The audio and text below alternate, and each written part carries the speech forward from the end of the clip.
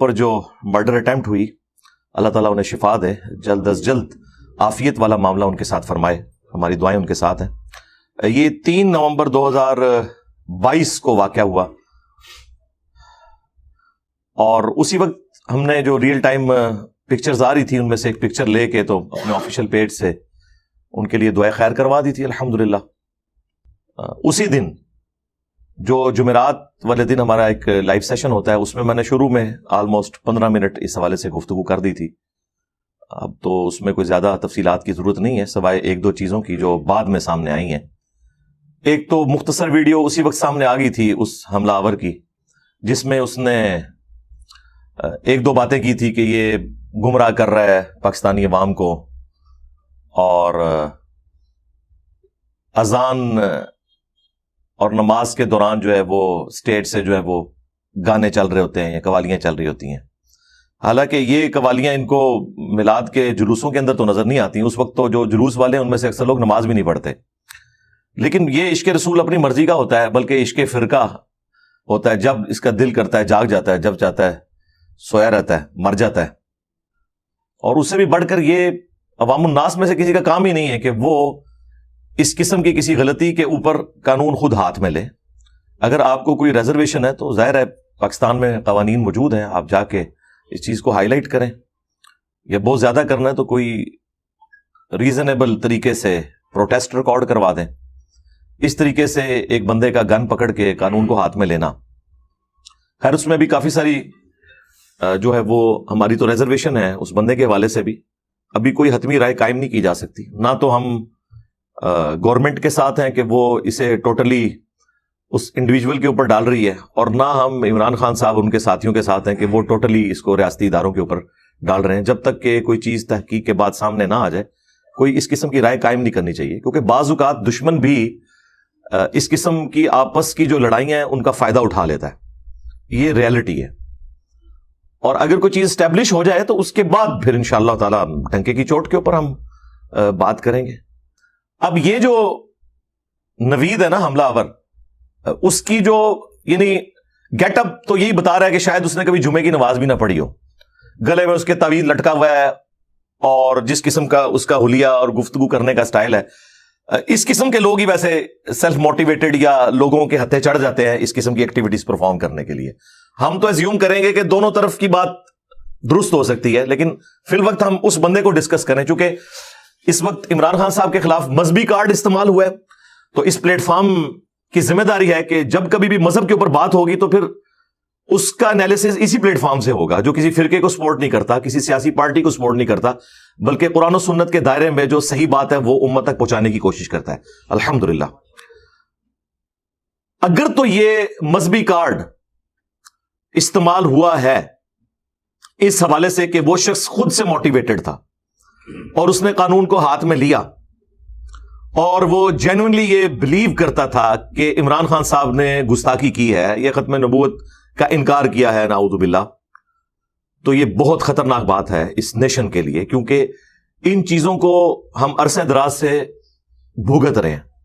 اور اگر خدا نخواستہ یہ سارے کا سارا معاملہ کسی ایجنسی کے ہاتھوں ہوا ہے تو یہ اس سے بھی زیادہ خطرناک بات ہے کہ ہمارے ریاستی ادارے اور ہماری ایجنسیاں مذہبی کارڈ کو یوز کر رہی ہیں دوسروں کے خلاف، اور ایک طرف وہ پیام پاکستان لکھوا رہی ہیں کہ جی نو اسٹیٹ ایکٹر نہیں ہونے چاہیے، کوئی شخص قانون ہاتھ میں نہ لے۔ یعنی اگر خدا نہ خاصا میں ایزیوم کر رہا ہوں اگر یہ ایسا ہے نا تو یہ اس سے زیادہ، یہ بلکہ خطرناک ہے۔ ہاں اگر سیلف موٹیویٹڈ ہے تو یہ مسئلہ خطرناک ہے، اور اگر یہ یوز کیا ایجنسیوں نے خان صاحب کے خلاف تو یہ خطرناک ہے، کیونکہ اس کا تو مطلب یہ ہے کہ ہمارے بڑے جب چاہیں وہ حلال کو حرام اور حرام کو حلال کر لیں گے، تو بہت خطرے کی بات ہے، جو خطرناک سے بھی اگلی ڈگری ہے۔ اللہ نہ کرے کہ ایسا ہو۔ بہرحال اب اس نے جو وہ باتیں کی ہیں جو بعد میں ڈیٹیل انٹرویو لیک ہوا ٹکڑوں کی فارم میں، وہ پھر میں نے اپنے اسٹوڈنٹ سے کہا، ہمارے ایک منصور بھائی ہیں ماشاء اللہ تعالیٰ، وہ اس فیلڈ میں بڑے ایکسپرٹ ہیں، انہوں نے وہ سارے ٹکڑے جوڑ کے تو ایک ویڈیو اپنے چینل پہ اپلوڈ کر کے انلسٹ مجھے بھیج دی۔ وہ میں نے ساری دیکھی، میں نے کہا وہ ساری، پھر اس میں جو وہ کراس ریفرنسز تھے وہ بھی میں نے ان کو کہا کہ مجھے یہ دکھائیں، یہ جس ویڈیو کی طرف اشارہ کر رہا ہے وہ ویڈیو واقعی ہے، تو وہ بھی میں نے دیکھ لی۔ اس کے بعد میں اس رزلٹ پہ پہنچا ہوں کہ عمران خان صاحب کا جو ریلیجن کے پوائنٹ آف ویو سے الفاظ کا چناؤ ہے یا بعض اوقات ان کی جو ناقص معلومات ہے وہ بہت خطرناک ہے ان کے لیے مستقبل میں بھی. خصوصاً اس ویڈیو کے ریلیز ہونے کے بعد کئی اور سر پھیرے تیار بیٹھے ہوں گے. یہ میں آپ کو بتا دوں, لوگ تو اس کو رو رہے ہیں نا. اس طرح کی جب ویڈیو عوام میں آ جاتی ہے تو اگر میں تحقیق کر رہا ہوں کہ واقعی خان صاحب نے یہ بات کی تھی, تو کئی سر پھیرے تیار بیٹھے ہیں جو کہ دنیا میں نماز پڑھے بغیر, روزہ رکھے بغیر جنت کمانا چاہتے ہیں کسی دوسرے کو جنت میں پہنچا کے. تو وہ تو تیار بیٹھے ہیں. یہ وہ ایک عجیب و غریب قسم کی ماں ہے جو اس قسم کے اور دہشت گرد بچے دیتی ہے, جو اس قسم کی ویڈیوز ہیں. تو اس میں انہوں نے الزام لگایا ایک تو ڈیک والا. ٹھیک ہے, یہ تو اوور لک ہو گیا, اس کا یہ مطلب نہیں کوئی مذہب کی توہین کر رہا ہے. اس قسم کی تو معاملات گھروں کے اندر بھی ہوتے ہیں. بعض اوقات اذان ہو رہی ہوتی ہے اور ٹی وی چل رہا ہوتا ہے, تو اب لوگوں کے گھروں میں جا کے لوگوں کو مارنا شروع کر دیں گے. زیادہ ان ایتھیکل ایک ایٹیچیوڈ ہے, اور اس میں بھی بعض اوقات ہائی لائٹ ہو جائے تو لوگ ظاہر ہے کہ اس قسم کے معاملات نہیں کرتے. اور یہ بھی یاد رکھیے گا کہ جب اتنی زیادہ اذانیں ہو رہی ہوں تو کسی ایک اذان کا جواب دے لینا کافی ہے, لیکن جب اذانیں ہو رہی ہوں اس وقت اس طرح پبلکلی اونچی آواز میں نہ کوئی ڈیک, نہ کوئی تلاوت, نہ کوئی نعت اس طرح کی نہیں لگنی چاہیے. بالکل ٹھیک بات ہے, یہ تو ہم اسے انڈورس کرتے ہیں, لیکن اس کے اوپر بندہ تو نہیں آپ نے مارنا, ورنہ تو یہی لوگ.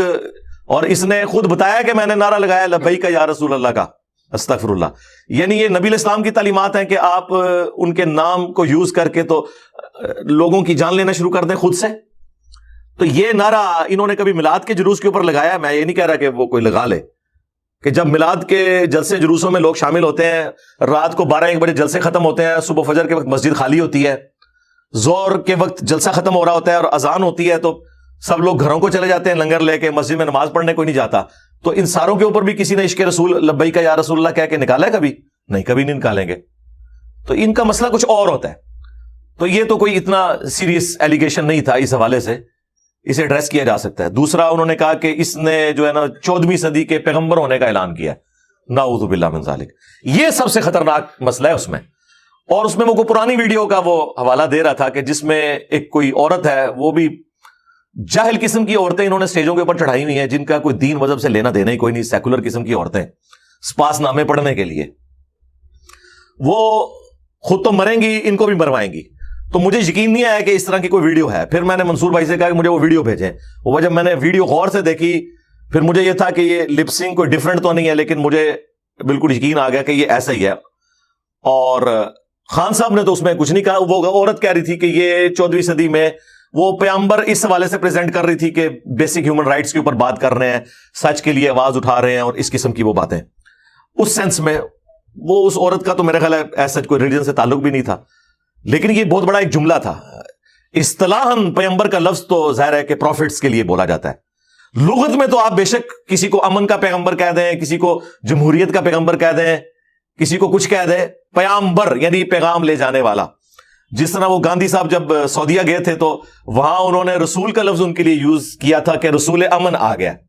اب پاکستانی تو پڑھے گا تو وہ تو کہے گا یہ گاندھی کو رسول کہہ دیا انہوں نے. تو عربی میں تو ڈاکیے کو یا اس طرح سفیر کے لیے رسول کا لفظ استعمال ہوتا ہے. ہاں, اصطلاح جب استعمال ہوگا تو یہ صرف اس شخصیت کے لیے استعمال ہوگا جو اللہ تعالیٰ نے اپنی طرف سے ریپریزنٹیٹو بھیجا ہے, یعنی انبیاء کرام علیہ السلام. اس طرح یہ ہماری عام اردو لنگوسٹک میں بھی امن کا پیغمبر, دوستی کا پیغمبر, پیام لانے والا, یہ پیغمبر نہیں پیامبر, یہ ٹرمنالوجی یوز ہوتی ہے. تو ممکن ہے کہ اس عورت نے کہیں وہ شستہ اردو کا لفظ پڑھ لیا اور اس نے لے آ کے جناب سپاس نامے تون دیتا ہے, ٹھیک ہے, اور پکڑ کے مصیبت ہی پا چھڑا خان صاحب نو. اور لیکن اس میں خان صاحب کی ذمہ داری تھی کہ اسٹیٹ سے اس طرح کی بات, اور پھر وہ 14ویں صدی کا اور اس طریقے سے بولا جو وہ کنڈیم کرنا چاہیے تھا. تو یہ ایک سب سے خطرناک بات تھی جو اس وقت ایڈریس ہونی چاہیے تھی, اور اس کی کلیریفیکیشن اسپیسیفکلی آنی چاہیے تھی. جنرل جو اس اعتبار سے کلیریفیکیشن ہے وہ خان صاحب نے کافی دفعہ دی ہے. جب کبھی بھی ان کے اوپر قادیانیت کا الزام لگا تو انہوں نے کہا کہ میں ختم نبوت کے اوپر ایمان رکھتا ہوں, نبی الاسلام کو آخری نبی مانتا ہوں.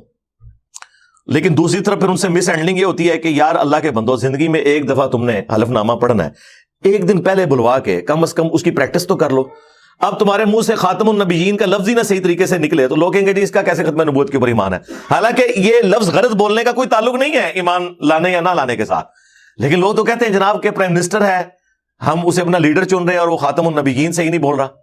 اور ادھر یہ مسئلہ ہوتا ہے کہ وہ سمجھتے ہیں اردو ہماری زبان ہے, کوئی مسئلہ نہیں, پہلی دفعہ بھی پڑھیں گے تو ٹھیک ہی پڑھ لیں گے. سرکار اردو اتنی آسان ہوتی نا تو جتنے ہمارے بڑے لیڈرز ہیں نا ان میں سے مجھے بتائیں کس کی اردو ٹھیک ہے, سوائے لیاقت علی خان کے, اس لیے کہ وہ اردو سپیکنگ بھی تھے. تو باقیوں کی تو اردو آپ کے سامنے ہے کتنی یعنی عجیب طریقے سے اردو اور پنجابی مکس ہو جاتی ہے, بعض اوقات الفاظ غلط بول دیتے ہیں. اب سب کو دیکھ لیں تو اردو تو مشکل ہے ہمارے لیے. ایٹ لیسٹ حلف نامہ ہے تو خدا کے لیے اس کی ایک دن پہلے پریکٹس کر لیں, کل کو کوئی مذاق نہ آپ کا بن جائے. اب وہ پھر لیتے ہیں, پھر اس قسم کے مسئلے پھر آپ کے مخالف سیاسی پارٹیاں وہ گود لے لیتی ہیں.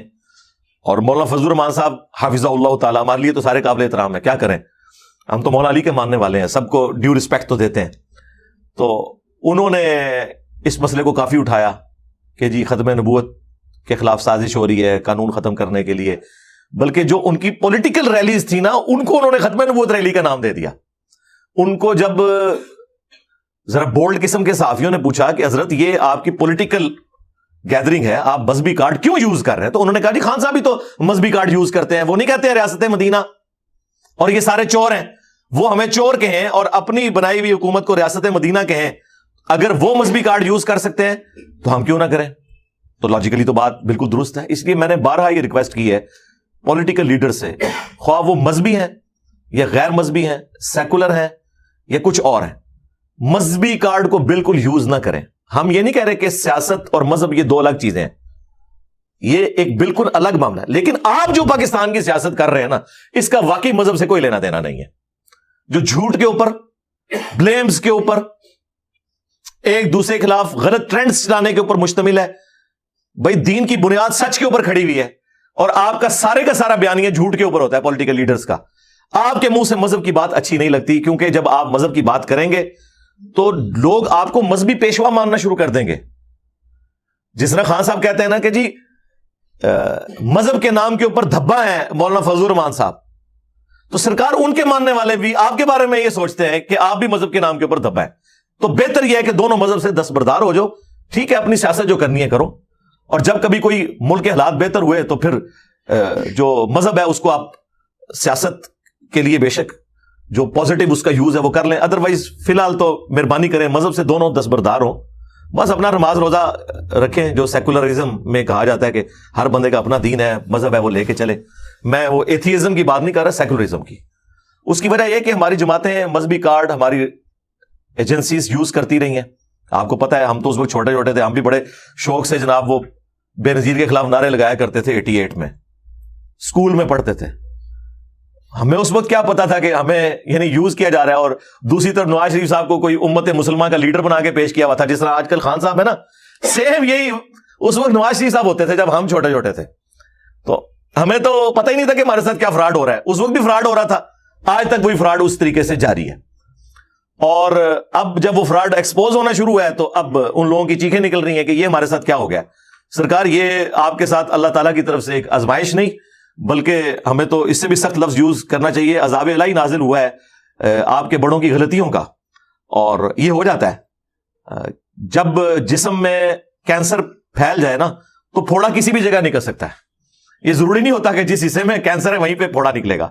تو بعض اوقات غلطیاں بھگتنی پڑ جاتی ہیں, لیکن اللہ کا شکر ہے اب وہ اس حوالے سے کہہ رہے ہیں کہ ہم اے پولیٹیکل ہیں. اور دوسری طرف کوئی بھی پریس کانفرنس ہوتی ہے اس کا جواب بھی آنا شروع ہو جاتا ہے. اور تیسری طرف خان صاحب جو ہیں وہ ان کو بار بار کہتے ہیں کہ آپ مجھے لے کے آئیں, ان کو نکالیں چوروں کو. اور جو مخالفین ہیں وہ یہ کہہ کے پالیٹکس میں ان کو گھسیٹتے ہیں کہ جی دیکھیں یہ خان آپ کو گالیاں نکال رہا ہے, آپ لوگ خاموش بیٹھے ہوئے ہیں. اور ایک طرف وہ کہہ رہے ہوتے ہیں ہم جو ہے وہ پالیٹکس میں ان کا کردار صحیح نہیں سمجھتے, اور دوسری طرف وہ بھی بلا رہے ہوتے ہیں اور پھر خان صاحب کو بھی گلا کر رہے ہوتے ہیں کہ جی خان صاحب کیوں پالیٹکس میں گھسیٹ رہے ہیں, تو آپ بھی تو گھسیٹ رہے ہیں یہ کہہ کے کہ جی اس کو اتنی کھلی چھٹی ملی ہوئی ہے. تو سرکار یہ تو پولیٹیکل گورنمنٹ کا کام ہے نا کہ وہ کیسز بنائے اور ان کو ثابت کرے جوڈیشری کے اندر جا کے اور اپنے معاملات آگے لے کے چلے. خیر سب سے خطرناک بات اس طرف واپس آئے. وہ جو پیغمبر والی تھی نا وہ واقعی بہت کریٹیکل تھی. اور اس کے علاوہ بھی جتنے کوئی چھوٹی موٹی انہوں نے باتیں اس سے اگلوائی ہیں نوید سے, وہ ساری کی ساری باتیں وہ تو کسی وقت کسی کے اوپر بھی لگائی جا سکتی ہیں. جی یہودی ایجنٹ ہے, اچھا جی اسرائیل کو تسلیم کرنے کی کوشش کر رہا ہے. اندازہ کرو, یعنی جب ہمارے ملک کی نادیدہ قوتوں نے ملک کے وسیع تر مفاد میں نہیں کہتا کہ بے ایمانی کے ساتھ, میں دیندار لوگوں کے جو بزرگ ہیں نا ان کو بھی یہ سمجھتا ہوں کہ انہوں نے پوری نیک نیتی کے ساتھ دین اسلام کا جنازہ نکالا ہے. بدنیت نہیں تھے لیکن جنازہ نکال دیا انہوں نے اپنی غلط تعلیمات کے ذریعے. اس طرح ہمارے جو ملک کے یہ بڑے ہیں نا جو ہو گزرے ہیں, انہوں نے بھی ملک کے ساتھ پوری نیک نیتی کے ساتھ اس ملک کا بیڑا غرق کیا. ٹھیک ہے, تو وہ ایک نیک نیتی اور کرنا چاہ رہے تھے کہ ٹھیک ہے اسرائیل کو ہم تسلیم کر لیتے ہیں, اور سعودیہ کا بھی پریشر تھا تاکہ سعودیہ کے لیے بھی راستہ کھل جائے کہ جب امت کے امام یعنی کہ پاکستان نے تسلیم کر لیا اسرائیل کو تو ہم بھی پیچھے ہیں. تو اور وہ یہ چاہ رہے تھے کہ جنرلی اس کی وجہ سے ایک انٹرنیشنل ٹریڈ میں ہمیں آسانی ہو جائے گی, اور ایک خام خواہ کی ایک دشمنیوں کی وجہ سے ہماری اکانومی کو بھی نقصان ہو رہا ہے. اس میں کوئی دلی ہمدردی نہیں تھی اسرائیل کے ساتھ, اس وجہ سے وہ کرنا چاہ رہے تھے. لیکن خان صاحب نے اس میں سٹینڈ لیا. انہوں نے کہا کہ نہیں, جو بانی پاکستان محمد علی جناح رحمہ اللہ تعالی کی جو پالیسی تھی اسے میں ایک انچ بھی نہیں ہٹوں گا. صرف خان صاحب تھے جنہوں نے سٹینڈ لیا. اور اس میٹنگ میں یعنی وہ صحافی موجود تھے جو خان صاحب کے ناقدین ہیں, عامر میر صاحب, انہوں نے خود یہ بات بتائی کہ میجورٹی صحافی اس وقت کہہ رہے تھے جی کیا حرج ہے جی تسلیم کرنے میں, اور نام لیے بغیر اس میں چند وہ صحافی بھی شامل ہیں جو اس وقت عمران خان صاحب کے خلاف بڑے ویلاگز بنا رہے ہیں اور پہلے ان کے سٹیجز کے اوپر کھڑے ہوئے ہوتے تھے. وہ بھی اسرائیل کی سپورٹ میں اس وقت بات کر رہے تھے. تو خان صاحب نے اب دیکھا یہ زیادہ تر بول رہے ہیں, تو ان کو پتا تھا کہ احمد میر جو ہے وہ ذرا اس حوالے سے ہارڈ لائنر ہے. تو ان کا جی میر صاحب آپ کا کیا خیال ہے؟ ان کا نہیں بالکل نہیں کرنا چاہیے, تو محمد علی جناح نہیں مانتے تھے اس بات کو تو ہم کیوں مانے؟ تو ان کا ہاں یار میرا بھی یہی خیال ہے. تو اس طرح وہ معاملہ ٹھپ ہو گیا. یہ بالکل ان دنوں کی بات ہے جب نئے نئے پرائم منسٹر بنے تھے عمران خان صاحب. اب ایسے شخص کے بارے میں یہ کہنا وہ اسرائیل کو تسلیم کرنا چاہتا تھا. اب یہ دیکھیں اس کو کسی نے یہ پٹی پڑھائی ہے نا, اب اس سے پوچھیں کہ باقی چیزوں میں تو کہہ رہے میرے پاس ویڈیوز ہیں, ٹھیک ہے, تو نکال اس کی کون سی تیرے پاس ویڈیو ہے جس میں خان صاحب نے کہا کہ میں اسرائیل کو تسلیم کرنا چاہتا ہوں؟ ہاں درجنوں ویڈیوز, درجنوں جلسوں میں ان کی تقریریں موجود ہیں کہ اسرائیل کو ہم تسلیم نہیں کریں گے. وہ تجھے نظر نہیں آئی ہیں. اور ایک نہ سنی ہوئی بات جو نہ کہیں موجود, تیرے دل کی خواہش. اس نے کہا میں نے سعودیہ بھی اسی لیے چھوڑا ہے کہ وہ بھی اسرائیل کو تسلیم کرنے لگے تھے, اور یہاں پہ خان بھی یہ کر رہا تھا. پھر رہ سہ کے تو ان کو وہ رشتہ داریاں یاد آ جاتی ہیں. رشتہ داریاں تو میرے بھائی ڈکلیئرڈ تو چند لوگوں کی ہیں, انڈکلیئرڈ ساروں کی رشتہ داریاں ان کے ساتھ. ٹھیک ہے, جب تک کسی پہ جرم ثابت نہ ہو آپ اس کے بارے میں کوئی رائے قائم نہ کریں. پھر وہ ڈاکٹر سرار صاحب کی ویڈیو کا بھی حوالہ دے رہا تھا, کہتا نہیں میرے موبائل میں ڈاکٹر سرار صاحب کی ویڈیو آپ دیکھ لیں, اس میں ڈاکٹر سرار صاحب نے جو ہے وہ کہا ہوا ہے. ڈاکٹر سرار صاحب نے اس میں خدشے کا اظہار کیا تھا کہ یہاں رشتہ ہوا ہے میں بھی یہ ہو جائے, اور اس کے اینڈ پہ انہوں نے کہا کہ میری دعا ہے کہ ایسا نہ ہو. انہوں نے کوئی یہ ورڈنگ نہیں دی تھی کہ ایسا ہو گیا ہے یا مستقبل میں ضرور ہو جائے گا. وہ بھی آؤٹ آف کانٹیکسٹ ان کی ویڈیو پیش کی گئی. اور اس کے علاوہ وہ کہہ رہا تھا کہ اس کے موبائل کے اندر جو ہے نا وہ خادم رضوی صاحب کی کچھ ویڈیوز تھیں, سعد رضوی صاحب کی کافی ساری ویڈیوز تھیں. شکر ہے میری کوئی ویڈیو نہیں نکل آئی ادھر سے, ٹھیک ہے, اور میری کوئی آؤٹ آف کانٹیکسٹ. لیکن اب یہ جو پوری صورتحال ہے اس کے اندر سب سے زیادہ ذمہ داری جو ہے وہ گورنمنٹ کے اوپر ہے, کیونکہ جب کوئی شخص وکٹم ہوتا ہے نا تو وہ تو چیخیں مارتا ہے. ڈاکٹر کے پاس ایک ایسا شخص لایا جائے جس کی ہڈی پسلی ٹوٹی ہوئی ہو, آرتھوپیڈک سرجن کے پاس, اور وہ چیخیں مار رہا ہو, تو کبھی ڈاکٹر کا یہ کام نہیں ہے کہ اس کی چیخیں مارنے کے اوپر کہ یار اسے پہلے خاموش کروا کے لاؤ پھر میں علاج کروں گا. بھائی وہ تو تکلیف میں ہے. اس طرح خان صاحب اور ان کے چاہنے والے اس تکلیف میں ہیں, اس کی وجہ سے وہ اپنے الفاظ کا چناؤ, اپنے الزامات ایسے بھی لگائیں گے جو بے بنیاد ہوں گے. اس میں ہماری ایجنسیز کو, ریاستی اداروں کو اور گورنمنٹ کو کھلے دل سے کام لینا چاہیے کہ ٹھیک ہے یار یہ ہو رہا ہے, ہم قانونی طریقے سے اس معاملے کو لے کے چلیں گے. اور کل پرائم منسٹر صاحب نے بھی, شہباز شریف صاحب نے بھی کہا کہ ٹھیک ہے کوئی ایک جوڈیشل کمیشن بنا لیا جائے, فل کورٹ, جو یہ فیصلہ کرے. اب اللہ نہ کرے کہ وہ کوئی پاناما والا فیصلہ ہی بیچ میں سے نکال لے. بیلنس کرنے کے لیے پہلے نواز شریف صاحب کے ساتھ پاناما کے بعد اقامہ نکل آیا, ادھر بنے تو یہ تو کچھ اور ہی بیچ میں سے چیز نکل آئے. یہ نہ ہو جو ریالٹی ہے اس کو سامنے لایا جائے.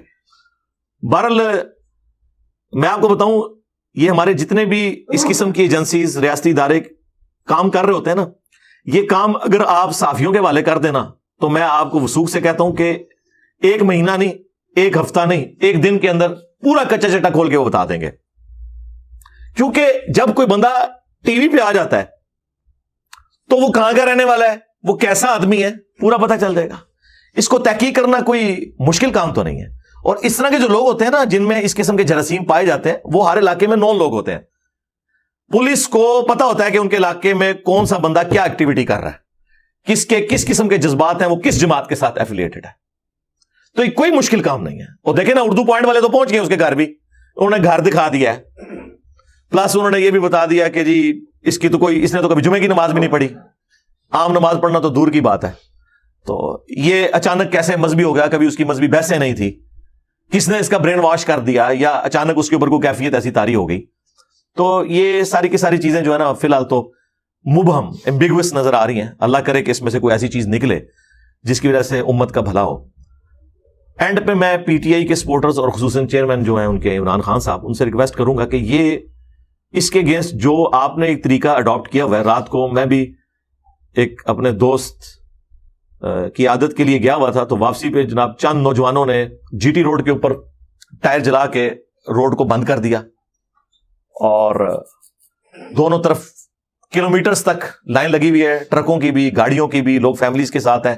آپ امیجن کریں ایک بندہ فیملی کے ساتھ ہے اور اس کے ساتھ فیمیلز بھی ہوتی ہیں, بعض اوقات جینون آپ کو ٹوائلٹ کی ضرورت پڑ جاتی ہے. اب کیا کرے بندہ, ایک فیملی والا بندہ, اور پھر بعض اوقات وہ لائن اس لیول تک چلی جاتی ہے کہ آپ ایسی جگہ پہ کھڑے ہیں جہاں پہ آبادی نہیں ہے, اور پاکستان جیسے ملک میں جہاں غربت اتنی عام ہے, اسٹریٹ کرائم بڑے ہوئے ہیں, کوئی گن پوائنٹ کے اوپر زیور اتروا لیتا ہے, تو اس قسم کے کئی پرابلمز ہو سکتے ہیں.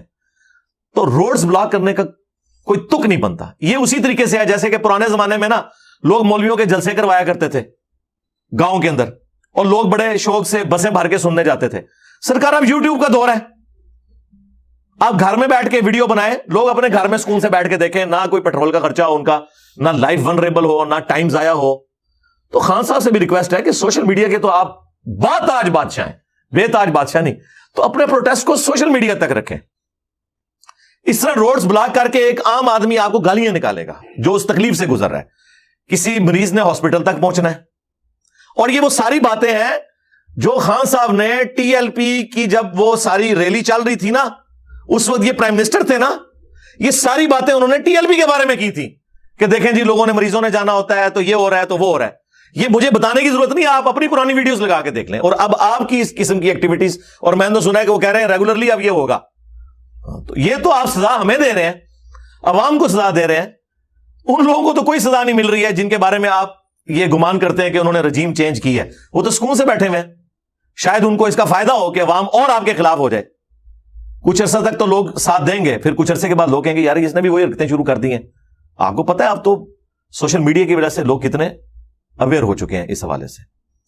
باقی آخری بات جو میں اس حوالے سے کر دوں, جو میں نے اس دن بھی کی تھی, کہ یہ ایف آئی آر کیوں نہیں کاٹی گئی. ہمیں تو یعنی بڑی حیرانگی ہو رہی ہے. اب یہ دونوں طرف بات جا سکتی ہے, یا تو گورنمنٹ یا عمران خان صاحب کے مخالفین اس کا کوئی فائدہ اٹھانا چاہتے ہیں, یا خدا نہ خواستہ خان صاحب خود اس کا کوئی فائدہ اٹھانا چاہ رہے ہیں کہ ایف آئی آر کٹوا ہی نہیں رہے.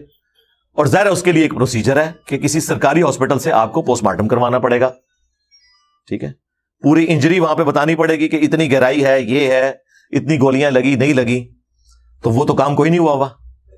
ہاں تو بڑا خطرناک معاملہ ہے. وہ ایک گولی سے شروع ہوئے تھے, 4 تک پہنچ چکی ہیں, جبکہ مخالفین تو ایک بھی ماننے کے لیے تیار نہیں ہے. وہ کہہ رہے ہیں فریگمنٹس ہیں, گولیاں ہے ہی نہیں ہیں. اور جب تک آپ اس حوالے سے کوئی میڈیکل رپورٹ جنریٹ کروا کے کسی سرکاری ہاسپٹل سے نہیں جمع کروائیں گے تو پولیس والے تو مجبور ہیں, وہ کیسے ایف آئی آر کاٹ دیں. بلکہ اصولاً اگر دیکھا جائے تو انہوں نے وہ جو نوید کو پکڑا ہوا ہے نا, وہ بھی غیر قانونی ہو جائے گا. ہاں وہ تو اس کے کوئی ساتھ کھڑے ہونے والے نہیں ہیں, ورنہ تو جا کے جوڈیشری میں بتائیں نا کہ جی 24 گھنٹے, کیوں نہیں وکیل صاحب جی ہے نا, ہاں گرفتار ہو جائیں گے یہ سارے پولیس والے اگر جوڈیشری میں وہ چلے گئے نا.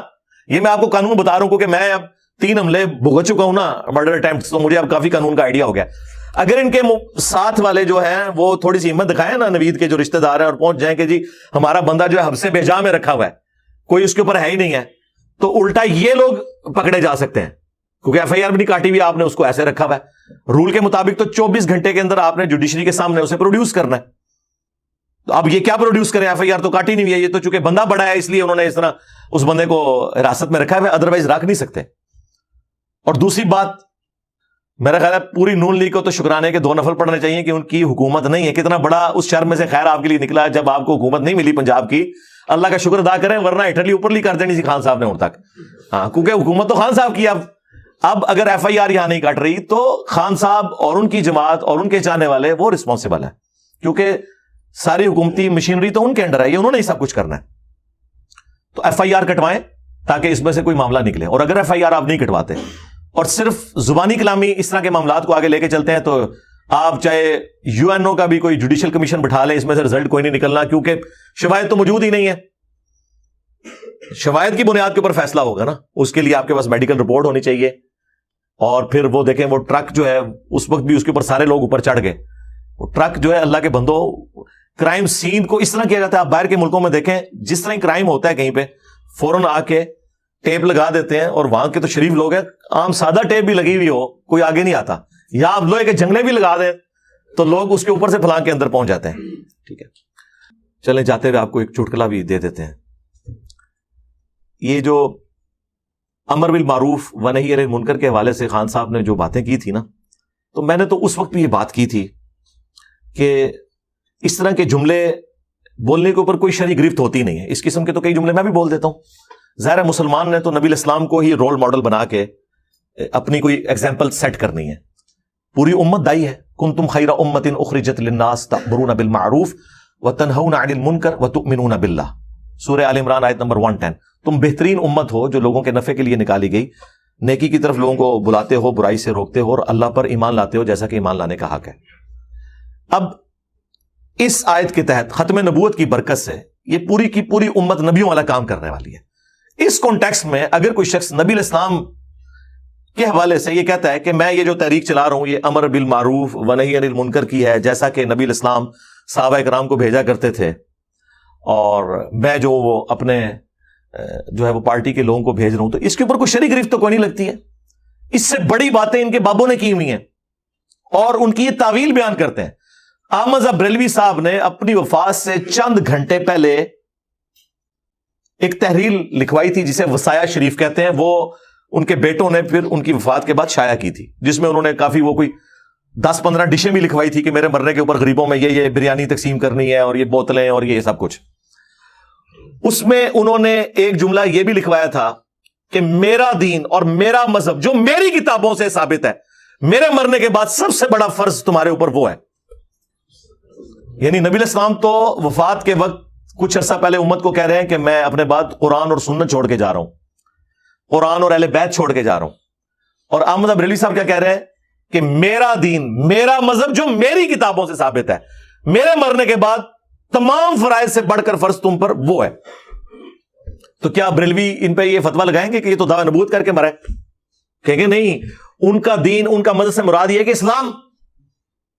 اچھا جی، اچھا اسلام تو پھر اسلام ان کی کتابوں سے ثابت ہوگا یا قرآن و سنت سے ثابت ہوگا؟ ان کی کتابوں سے تو یہ ثابت ہوگا کہ دیوبند کی پوری جماعت جو ہے یہ مرتد ہے، اور ان کے کفر میں شک کرنے والا بھی کافر ہے. اسام الاربعین میں لکھا انہوں نے، اور جواب میں المہند میں انہوں نے لکھا کہ احمد بریلوی اور ان کی پوری جماعت ایک شیطانی لشکر ہے جو ہم پہ حملہ آور ہوا ہے. اور دونوں نے مل کے وہابیوں کے بارے میں لکھا یہ خوارج کی ایک جماعت ہے جس نے سعودیہ کے اوپر قبضہ کر لیا. وہ تو یہ لکھ کے گئے ہیں اپنا دین اور اپنا مذہب، تو تعویل کریں گے کہ نہیں آپ اس کا یہ مطلب نہ لیں. تو خان صاحب نے بھی اس قسم کی بات کی ہے تو ان کی بات کی بھی آپ تعویل کریں. اور اسی طریقے سے رشید احمد گنگوئی صاحب نے بھی اپنے بارے میں لکھا. انہوں نے کہا میں تو قسم اٹھا کے کہتا ہوں کہ اس وقت دنیا کی نجات موقوف ہے میری اتباع کے اوپر. ہاں، تو کیا دیوبند میں سے کسی کی جرت ہے کہ اپنے اتنے بڑے بابا جی ان کے بارے میں کوئی فتویٰ دے دیں کہ یار اس نے اتباع رسول کے کہنے کی بجائے قسم اٹھا کے اپنی اتباع کا کہا ہے؟ تو یہ تو سیدھا سیدھا جو ہے وہ دعوی نبوت ہو گیا ہے. تو وہ تعویل کریں گے کہ نہیں دعوی نبوت نہیں ہے، مراد یہ کہ وہ یہ کہہ رہے تھے کہ میں قرآن سنت کے مطابق آپ کو چلاتا ہوں. اس سے کوئی ہلکی بات میں کر دوں نا، ہاں تو یہ میرے پیچھے پڑ جاتے ہیں. اچھا، اور میں خوش ہوتا ہوں. اچھا، لوگوں کے اوپر فتوے لگتے ہیں، لوگ پریشان ہوتے ہیں. ہم کیوں پریشان ہو؟ ہم کہتے ہیں تمہاری چیخیں نکلیں آسمانوں تک جائیں تاکہ تمہارے ماننے والوں کو پتہ چلے کہ کس بندے نے تمہاری منجی ٹھوکی ہے. ہاں، اور پھر وہ میری ویڈیوز دیکھیں، پھر میں ان کو بتاؤں کہ تمہارے ایک ابے نے لا الہ الا اللہ اشرف علی رسول اللہ کو انڈورس کیا ہے اور ختم نبوت کانفرنسز کرا رہے ہیں اور اپنے ابوں نے ان کلموں کو انڈورس کیا ہوا ہے. دیوبندیوں کے بابا جی نے اور بریلویوں کے بابا جی نے چشتی رسول اللہ کلمہ پڑھوایا ہوا ہے، چھاپا ہوا ہے، اور ان کے ماننے والوں نے مناظرے کیے ہیں. سب سے بڑھ کر اعلیٰ حضرت نے اس کتاب کی تعریف کی ہے، سبع سنابل کی، جس کے اندر یہ چشتی رسول اللہ موجود ہے.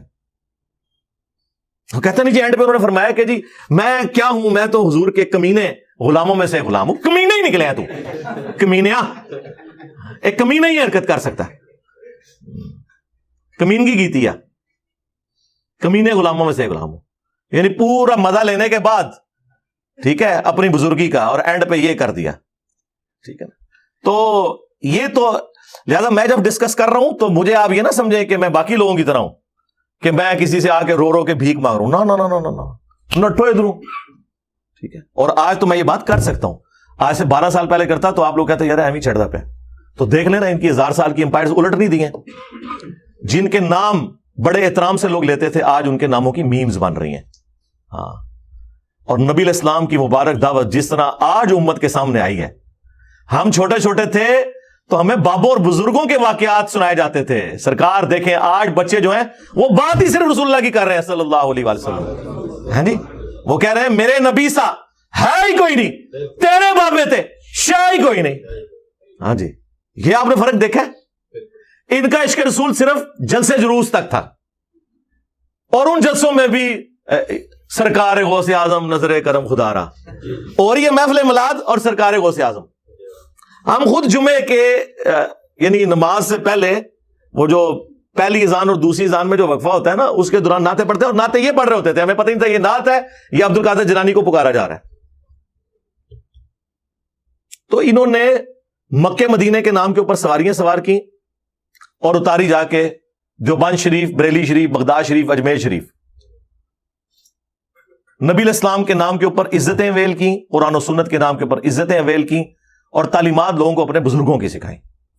لہذا میں نے 2012 میں جو یہ دعویٰ کیا تھا، جو میرا لیکچر لاکھوں لوگوں کی ہدایت کا سبب بنا، مسئلہ 71B، انڈیا اور پاکستان کے بزرگوں کی 19 گستاخانہ عبارات کا تحقیقی جائزہ، اس میں نے یہ دعویٰ کیا تھا کہ یہ لیکچر انشاءاللہ گیم چینجر ہوگا. کیونکہ جو لوگ قرآن و سنت کو نہیں مانتے نا، ان کو قرآن و سنت منوانے کے لیے پہلے ان کے بابے مارنے پڑیں گے، کیونکہ بابے ہی رکاوٹ ہے. یہ وہ آکاس بیل ہے، میں نے اس وقت ان کے لیے لفظ استعمال کیا تھا آکاس بیل. آکاس بیل جب کسی درخت کے تنے کے گرد لپٹ جائے نا، آپ اس کو جتنی مرضی کھاد دیں، خوراک دیں، وہ دن بدن سوکھتا ہی جاتا ہے، کیونکہ وہ بیل لگی ہوئی ہے. جب تک یہ بیل اکھاڑیں گے نہیں آپ اس طرح. ٹھیک ہے، اور یہ بیل اکھاڑنے کے لیے پھر ظاہر ہے کہ آپ کو جو ہے نا وہ دلیری کا کام ہے، جو الحمدللہ ہو گیا ہے. اب تو انشاءاللہ میں نے کہا تھا پہلے جو ہے وہ شیعان علی روتے تھے، اب شیعان بنو امیہ کے رونے کا وقت شروع ہوا جاتا ہے. قیامت تک روئیں، اور ہم انشاءاللہ آپ کی چیخیں انجوائے کریں گے تا وقت کہ آپ اس شخص کے ساتھ اپنی نسبت مضبوط کر لیں جس کی قبر مدینے میں ہے. صلو علی محمد و آل محمد، اللہم صلی علی محمد وعلی آل محمد واصحاب محمد وازواج محمد وامت محمد اجمعین الی یوم الدین، آمین. لیں جی، اب ریئل ٹائم آپ کی جو پرچیاں آئی ہوئی ہیں میرے پاس، میں اللہ کا نام لے کے شروع کرتا ہوں. جب قیامت کے دن موت کو ختم کر دیا جائے گا تو کیا جو لوگ جہنم میں ہوں گے وہ کبھی نجات نہیں پا سکیں گے؟ ہاں جی، الٹیمیٹلی ایسے ہی ہوگا کہ جو ہمیشہ کے لیے جہنم میں ہے نا، وہ جہنم میں ہی رہیں گے. البتہ اس طرح کی کوئی تفصیلات سامنے نہیں آئی ہیں کہ یہ جو مینڈے کی شکل میں جو بخاری مسلم میں آتا ہے کہ موت کو میدان محشر میں لا کے ذبح کیا جائے گا. جنتی خوشی منائیں گے کہ اب انہیں موت نہیں آئے گی، اور جہنمیوں کے غم میں اضافہ ہوگا ولیعوذ باللہ تعالیٰ کہ ان کی اب کوئی نجات ممکن نہیں ہے. تو یہ اسلوب سے یہی لگتا ہے کہ یہ بالکل at the end of the day ہوگا، جبکہ وہ لوگ بھی جہنم سے نکالے جا چکے ہوں گے جو اپنے اعمال کا عذاب بھگت چکے ہوں گے ولیعوذ باللہ تعالیٰ. اللہم اجرنا من النار. اور اگر یہ اس سے پہلے کی بات ہے تو اس میں امپلائڈ ہے کہ ہمیشہ کے لیے جو جہنم میں رہنے والے لوگ صرف وہی ہوں گے جن کی موت شرک کے اوپر ہوئی ہے. جو بخاری مسلم میں حدیث ہے, جب میں آخری دفعہ جہنم کی طرف جاؤں گا اپنے امتیوں کو نکالنے کے لیے, سفارش کروں گا, تو اس وقت مجھے داروغہ جہنم سیدنا مالک علیہ السلام کہیں گے کہ یا رسول اللہ, اب آپ کا کوئی امتی جہنم میں نہیں ہے سوائے اس شخص کے کہ جسے قرآن نے روک رکھا ہے. اور قرآن نے کسے روک رکھا ہے؟ انہ من یشرک باللہ فقد حرم اللہ علیہ الجنہ ومأواہ النار وما للظالمین من انصار. بے شک جو کوئی اللہ کے ساتھ شرک کرے گا, اللہ نے ایسے شخص کے اوپر جنت حرام کر دی ہے, اس کا ٹھکانہ جہنم ہے اور وہاں اس کا کوئی مددگار نہیں ہوگا. حتیٰ کہ بخاری اور مسلم دونوں میں حدیث ہے کہ اللہ تعالیٰ نے ہر نبی کو ایک مقبول دعا دی تھی جو اس نے دنیا ہی میں کر لی اور وہ قبول بھی ہوگی. میں نے اپنی دعا اپنی امت کے لیے سنبھال کر رکھی ہے. میں اپنی دعا سے اپنی امت کی شفاعت کروں گا قیامت کے دن, اور میرے ہر امتی کو نفع پہنچے گا سوائے اس شخص کے کہ جس نے دنیا میں اللہ کے ساتھ شرک کیا ہوا. اسی طرح میں بولتا ہوں شرک is the most sensitive issue in the sight of Allah. Allah کے حضور سب سے زیادہ حساس معاملہ شرک کا ہے. تو جو سفارش کر کے نکال لیے جائیں گے, ظاہر ہے ان کے اوپر تو یہ امپلیمنٹ نہیں ہوگا اس حوالے سے کہ وہ ہمیشہ کے لیے جہنم میں رہیں گے. اس میں بیسیکلی یہ بتایا جا رہا ہے کہ جہنمیوں کو یہ بتایا جا رہا ہے کہ موت تمہیں بھی نہیں آنی, اور جنتیوں کے لیے خوشخبری ہے کہ موت تمہیں نہیں آنی. اب اگر کوئی جہنمی نکلنے والے ہوں گے تو ظاہر ہے کہ ان کی وہ غم کی کیفیت تھوڑے عرصے کے لیے ہوگی یا لانگ پیریڈ آف ٹائم کے لیے ہوگی, جب تک کہ وہ نکالے نہیں جاتے. الٹیمیٹلی تو انہوں نے بھی جنت میں آ جانا ہے. تو باقی اس کی تفصیلات اس حوالے سے اور تو معلوم نہیں ہے. جو اس میں دو پاسبلٹیز تھیں وہ میں نے آپ کو بتا دی ہیں. Can we recite the Quran during the Urdu Jumma khutbah in Hanafi mask? جب خطبہ جمعے کا ہو رہا ہے تو اس میں تو بخاری مسلم میں یہ حدیث ہے کہ فرشتے بھی رجسٹر بند کر کے وہ خطیب کی گفتگو سننا شروع کر دیتے ہیں, اور اس کے بعد جو لوگ آتے ہیں ان کو عام جمعے کا ثواب ملتا ہے جب خطیب ممبر کے اوپر چڑھ جاتا ہے. اب جب یہ خطیب ممبر کے اوپر چڑھ گیا, چاہے وہ حنفی ہو چاہے اہل حدیث ہو, کیونکہ اب آلموسٹ دونوں ہی سٹوریاں سنا رہے ہوتے ہیں, تو آپ یہ برداشت کریں سٹوریاں ان کی. آپ بجائے قرآن کی تلاوت کرنے کے, کیونکہ وہ تو بہت زیادہ کنسنٹریشن والا کام ہے, اس میں آپ پیرلل میں کوئی اور کام کر نہیں سکتے, آپ تسبیح ہاتھ میں پکڑ لیں, دروشی پڑھنا شروع کر دیں اور سنت اذکار شروع کر دیں. ورنہ ہو سکتا ہے کچھ عرصے بعد مولوی صاحب بھی آپ کے اوپر کوئی ایکٹیویٹی پرفارم کروا دیں. یہ تو اتنے جاہل علماء ہیں, یہ لوگ سنت کو بھی اپنے لیے توہین سمجھتے ہیں. بخاری مسلم میں حدیث ہے کہ جمعے کی تقریر نبی علیہ السلام خود کر رہے تھے. ایک شخص آیا اور مسجد میں بیٹھ گیا. نبی علیہ السلام نے اس سے پوچھا کہ تو نے مسجد میں آنے کے 2 نفل پڑھ لیے ہیں جو جمعے کے دن پڑھے جاتے ہیں؟ اس نے کہا نہیں یا رسول اللہ. تو آپ نے فرمایا کھڑا ہو اور مختصر پہلے 2 رکعت ادا کر, اس کے بعد بیٹھ. یعنی امام اگر تقریر بھی کر رہا ہو تو جمعے کے دن کا یہ پروٹوکول ہے کہ آپ نے مسجد میں بیٹھنے سے پہلے 2 رکعتیں پڑھنی ہیں. نبی علیہ السلام نے اپنی تقریر روک دی. وہ شخصیت جن کے بارے میں صحیح بخاری میں آ رہا ہے کہ نبی علیہ السلام نے فرمایا کہ اگر کوئی شخص جمعے کے خطبے اور تقریر میں کسی بولنے والے شخص کو زبان سے خاموش کرواتا ہے تو وہ بھی اتنا بڑا مجرم ہے. ہاتھ کے اشارے سے کروائے, کیونکہ جب وہ کہہ رہا ہے نا تو خاموش ہو جا, تو وہ بھی تو شور میں اضافہ کر رہا ہے. میں اب یہاں گفتگو کر رہا ہوں, ایک بندہ کو بولتا ہے ایک دوسرا سے چپ کرواتا ہے, تو میری بات تو وہیں رہے گی نا, اس نے بھی تو وہی حصہ ڈالا نا. ٹھیک ہے, اس کا طریقہ یہ ہے کہ اسے پیار محبت سے پکڑیں اور باہر جا کے کرام مسلم کر دیں اس کے ساتھ جو کرنا ہے آپ نے. ٹھیک ہے, لیکن وہاں تو آپ اپنی آواز بلند نہ کریں. تو نبی علیہ السلام نے اسے بھی مجرم کہا, لیکن آپ علیہ السلام اپنی تقریر کے دوران بغیر نماز کے بیٹھنے نہیں دے رہے.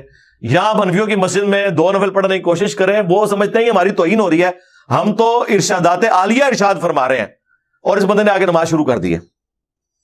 حالانکہ وہ ارشادات عالیہ کیا ہوتے ہیں وہ آپ کو پتا ہے. تو پھر وہ پلی لیتے ہیں جی ہم وقفہ دے دیتے ہیں. سرکار دین آپ ٹیلر میڈ کریں گے. آپ کو کس نے کہا ہے یہ وقفہ دینا سنت ہے؟ وقفہ تو ہے ہی کوئی نہیں ہے, سنتوں کا وقفہ ہوگا بدعت. بخاری مسلم دونوں میں حدیث ہے, نبی علیہ السلام نے فرمایا جو شخص سب سے پہلے جمعے والے دن مسجد میں آتا ہے نا, اسے اونٹ نہر کرنے کا ثواب ملتا ہے.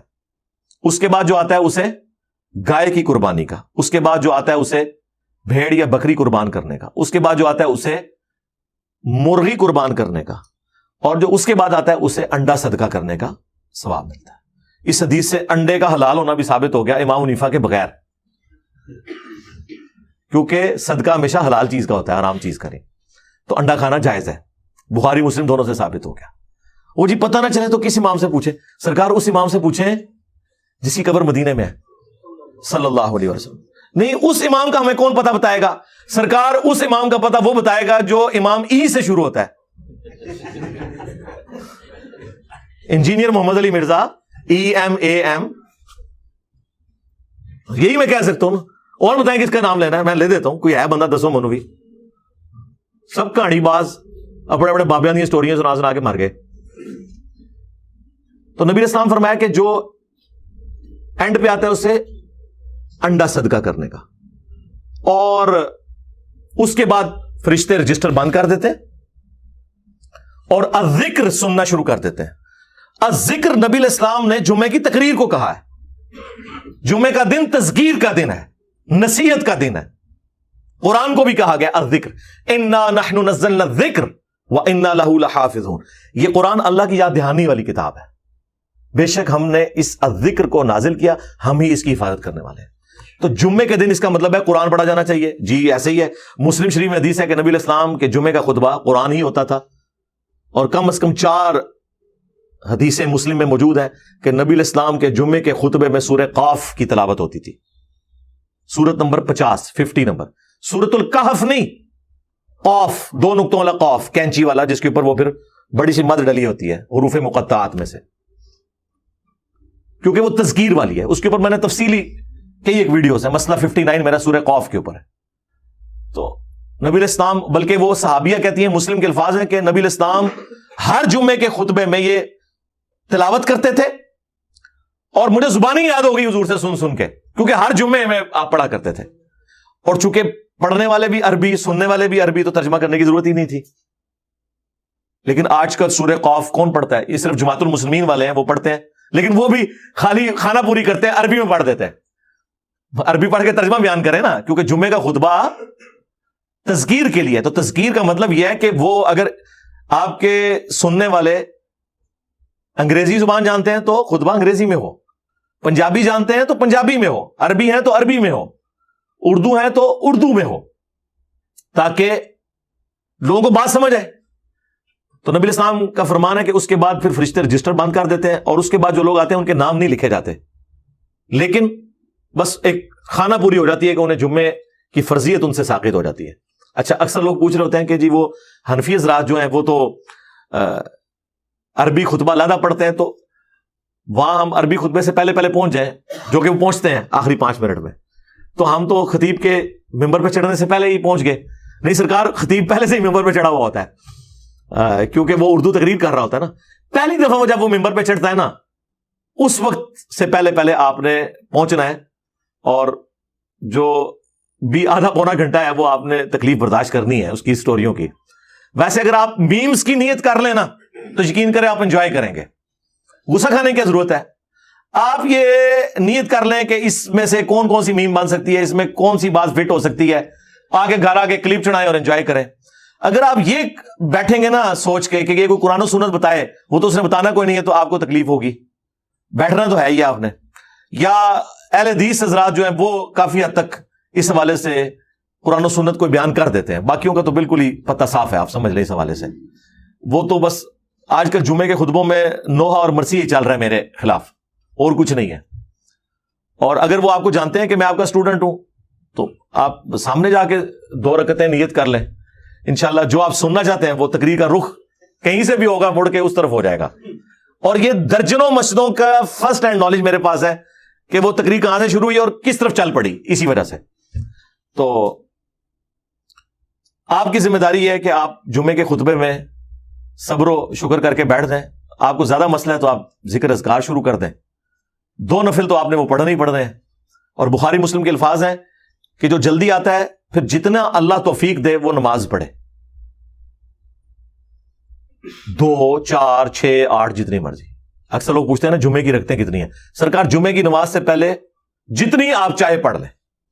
اگلے زمانوں میں تو صرف شہروں میں جمعے ہوتے تھے نا، سنت بھی یہی ہے، تو لوگ صبح سویرے گاؤں ایریا سے آ جاتے تھے، پھر وہ نوافل پڑھتے رہتے تھے، صلاۃ و تسبیح پڑھتے تھے، بہت اچھی بات ہے۔ لیکن جب خطیب ممبر پہ آ جائے پھر 2 سے زیادہ رکھتے نہیں آپ نے پڑھنی. اور بعد میں کتنی پڑھنی ہے؟ وہ مسلم شریف میں حدیث ہے کہ 4 رکعتیں پڑھنی ہے. جن احادیث میں 2 رکعتوں کا ذکر ہے اس میں عدم ذکر ہے باقی کا, کیونکہ مسلم میں واضح الفاظ ہیں کہ جس نے جمعے کے بعد نماز پڑھنی ہے وہ 4 رکعت پڑھے.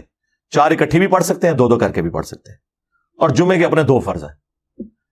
اور عموماً صحابہ کرام کی روٹین تھی کہ وہ جمعے سے پہلے بھی 4 رکعتیں پڑھتے تھے اگر وہ خطیب کے ممبر پہ چڑھنے سے پہلے پہنچ جائے. لیکن خطیب اگر ممبر پہ آ جائے پھر 2 سے زیادہ نہیں پڑھنی. تو یعنی جمعے والے دن اس کا مطلب ہے کہ 6 سنتیں تو obligatory ہیں مؤکدہ, 2 پہلے اور 4 بعد میں. بہتر ہے 4 پہلے 4 بعد میں. اور سیم وہی جو زور کی نماز ہے, زور میں بھی آپ دیکھ لیں کہ پہلے ہی 4 سنتیں مؤکدہ ہیں جو صحیح مسلم میں حدیث ہے, بخاری میں بھی کچھ حصہ موجود ہے, اور بعد میں 2 سنتیں مؤکدہ ہیں. لیکن بعض روایتوں میں 4 بھی نبی الاسلام نے پڑھی ہیں, جو ابن ماجہ میں حدیث ہے کہ جو ظہر سے پہلے اور بعد میں 4 رکعتیں پڑھے تو اللہ تعالیٰ اسے جہنم کی آگ سے آزادی عطا فرما دے گا. صحیح سند کے ساتھ ہے. تو جمعے کی ٹوٹل پھر جو obligatory رکعات ہے نا فرض کے علاوہ وہ 6 ہیں, 2 پہلے 4 بعد میں. اور جمعے کے فرض اللہ نے اس لیے کام کر دیے ہیں کہ اس دن چونکہ تقریر ہونی ہے, اور تقریر بھی خدا کے لیے مجھے نہیں سمجھ آتی کہ اگر آڈینس لیٹ آتی ہے تو مولوی اپنی تقریر کیوں لیٹ کر دیتا ہے؟ وہ کہتے ہیں ہم اسے سنائیں. آج کل یار اولاد نہیں ماں باپ کی بات سنتی. آپ لوگوں کے ساتھ کون سی زبردستی کر رہے ہیں کہ انہیں کچھ ٹھسوا کے بھیجیں گے؟ آپ 1:30 بجے کا ٹائم ہے, 1:20 پہ تقریر ختم کر دیں جنہوں نے سنتوں کا وقفہ دینا ہے, اور جنہوں نے سنت کے مطابق خطبہ کرنا ہے وہ تو دونوں خطبے کھڑے ہو کے جس اہل حدیث دیتے ہیں وہ سنت ہے. اس کے بعد ڈائریکٹلی جو ہے وہ آپ 1:30 کا ٹائم ہے, پورے 1:30 بجے جماعت کھڑی ہو جانی چاہیے. لوگ بیچارے کس طرح آفیسز سے اپنے کام کاج سے نکلے ہوتے ہیں, یہ دیکھتے ہیں کہ لوگ 1:25 پہ آ رہے ہیں تو پھر کہتے ہیں ٹھیک ہے بدلہ لانے تھوڑے کو اسی بھی 1:45 کھڑی کریں گے. تو کیا ہوگا؟ وہ جتنی دیر بیٹھے ہوئے نا دل میں آپ کو گالیاں نکال رہے ہیں کہ یار یہ کیسا آدمی ہے, یہ ایسے کیوں کر رہا ہے. بھائی جسے شوق ہوگا وہ خود بخود یوٹیوب پہ جا کے آپ کے ارشادات عالیہ سن لے گا, جو آپ نے اقوال زرعی ارشاد فرمائے ہیں نا وہ سن لے گا, جو آپ نے فرمانے آپ اس وقت فرما دیں. تو یہ سافٹ جو سوشل میڈیا کی دعوت ہے اس کا فائدہ ایک یہ بھی ہو رہا ہے کہ اگر کسی کو شوق ہے یوٹیوب پہ جا کے خود دیکھ لے گا. اکثر لوگ تو اپنی ریکارڈنگز کر کے چڑھا بھی رہے ہیں. پھر اگر کسی نے یہ نہیں کرنا تو آپ جمعہ ٹائم پہ ختم کریں, اس کے بعد آپ تقریر کے اینڈ پہ اناؤنسمنٹ کریں گے کسی نے اگر کوئی سوال کرنا ہے تو میں جمعے کی نماز کے بعد اویلیبل ہوں. سرکار وہ جو جمعے کی نماز کے بعد 2-4 بندے آپ کے پاس آئیں گے نا وہ 2-4 ہیرے ہیں, ان کے اوپر آپ محنت کریں. بس اتنے ہی بندے نکلنے ہوتے ہیں. انبیاء کرام سے بھی اپنی دعوت کے نتیجے پہ اتنے ہی بندے نکلتے تھے. یہ تو حضرت موسیٰ علیہ السلام اور ہمارے پیغمبر صلی اللہ علیہ وآلہ وسلم آپ کو کوئی صاحب امت پیغمبر اس حوالے سے نظر آ رہے ہیں کہ بہت زیادہ فالوورز ہیں. ادروائز پہلے ایسا نہیں ہوتا تھا. بخاری مسلم میں حدیث ہے قیامت والے دن کئی انبیاء اس حال میں اللہ کے حضور پیش ہوں گے کہ کسی کے ساتھ 4 امتی, کسی کے ساتھ 3, کسی کے ساتھ 2, کسی کے ساتھ 1, کسی کے ساتھ 1 بھی نہیں ہوگا جو ان پہ ایمان لایا ہو. تو کیا وہ نبی ناکام ہو گئے؟ نہیں, امتیں ناکام ہوئی ہیں. انبیاء تو وما علینا الا البلاغ المبین کہہ کے کامیاب ہو گئے. سرکار یہ تو ختم نبوت کی برکت ہے کہ اس امت میں ملینز آف پیپل وہ عقیدہ توحید رکھتے ہیں جو نبی الاسلام کی مبارک زندگی میں صحابہ کرام کا تھا. الحمدللہ. بلکہ اگر اس کا ایک جز دیکھیں, میں کلن بات نہیں کرتا پھر آپ لوگ فتویٰ لگانا شروع کر دیں گے, حالانکہ لاجیکلی میری بات بالکل درست ہوتی ہے جو میں کر رہا ہوتا ہوں. اس کا فیصلہ آپ غور سے کروایا کریں. مجھے بتائیں بے حیائی کے حوالے سے صحابہ کرام زیادہ تکلیف سے گزرے ہیں یا ہم زیادہ تکلیف سے گزر رہے ہیں؟ ہم.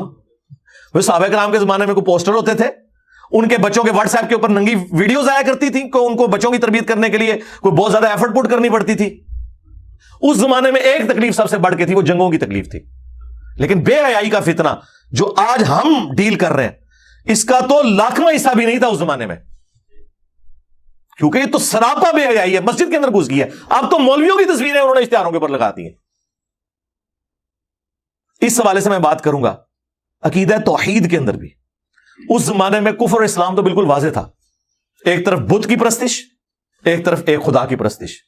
لیکن آج دیکھیں کتنی بڑی ازمائش ہمارے اوپر آ پڑی ہے, اتنی بڑی ازمائش آ پڑی ہے کہ مسلمان قبر پرستی کرنے والا وہ اپنے آپ کو موحد سمجھ رہا ہے، اور جو اسے قرآن کی توحید بتا رہا ہے ایاک نعبد و ایاک نستعین، وہ اسے کافر اور گستاخ سمجھ رہا ہے۔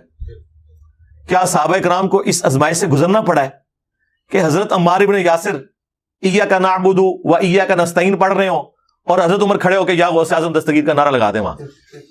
دسو ہاں، یا حضرت سلمان فارسی اونچی آمین کہیں اور حضرت عمر بن عاص جو ہے وہ انہیں بازو سے پکڑ کے مسجد سے باہر نکال دیں۔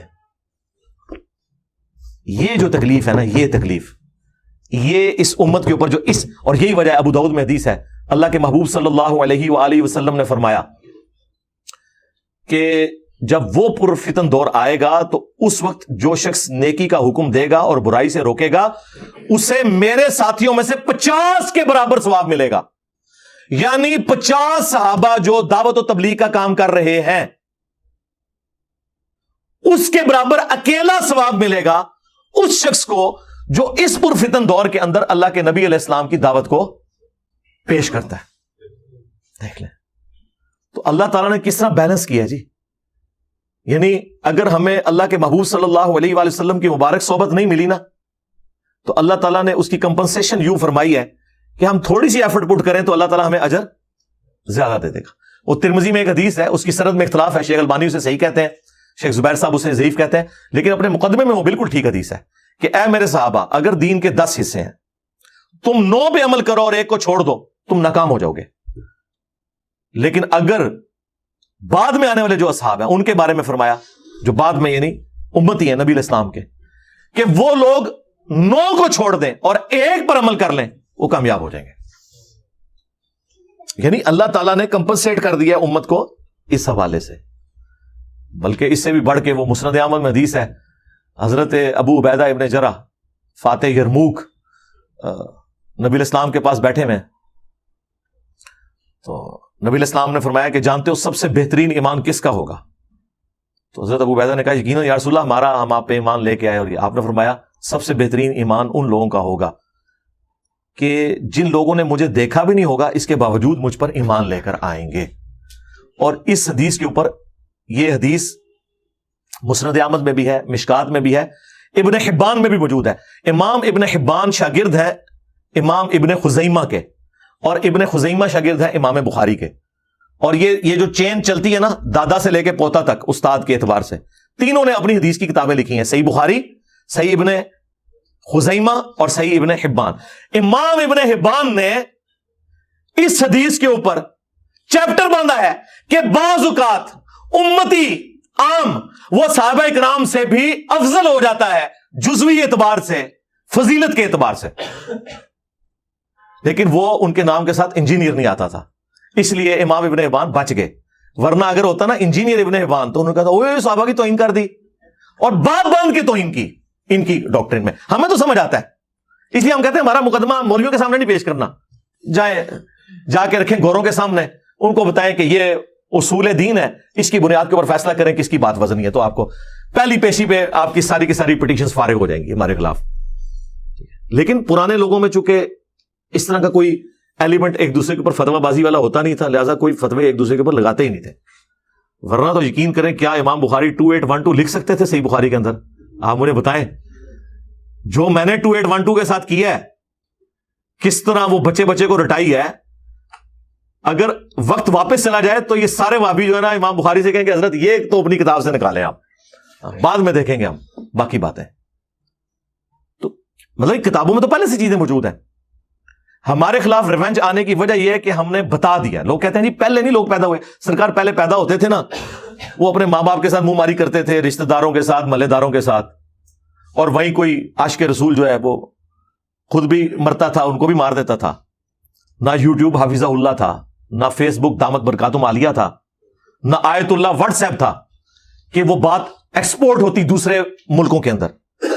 یہ تو سرکار اللہ بھلا کرے اجمیر شریف والوں کا کہ انہوں نے ہمیں یوٹیوب دے دی، اور بغداشی والوں نے انٹرنیٹ کا تیز ترین کنیکشن ہمیں دے دیا کہ آج ہم پوری دنیا میں دین کی بات کر رہے ہیں۔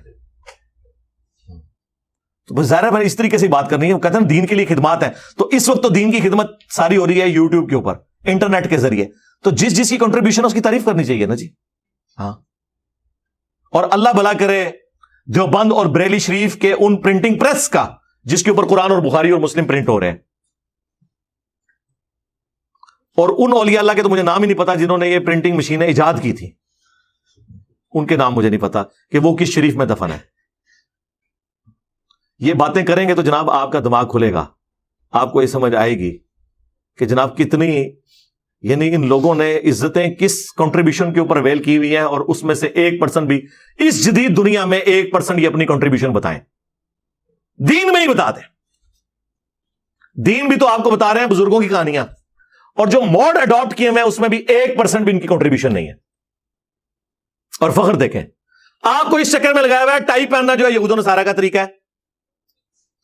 خود چھتر موبائل پھڑے رہتے ہیں, اور لمبے موبائل چھتر, ٹچ سکرین, اس میں کسی کو نہیں حدیث یاد آ رہی, من تشبہ بقوم فہو منہ, جس نے جس قوم کی مشابہت کی وہ اس میں شمار ہوگا, جو ابو داؤد کی حدیث ہے.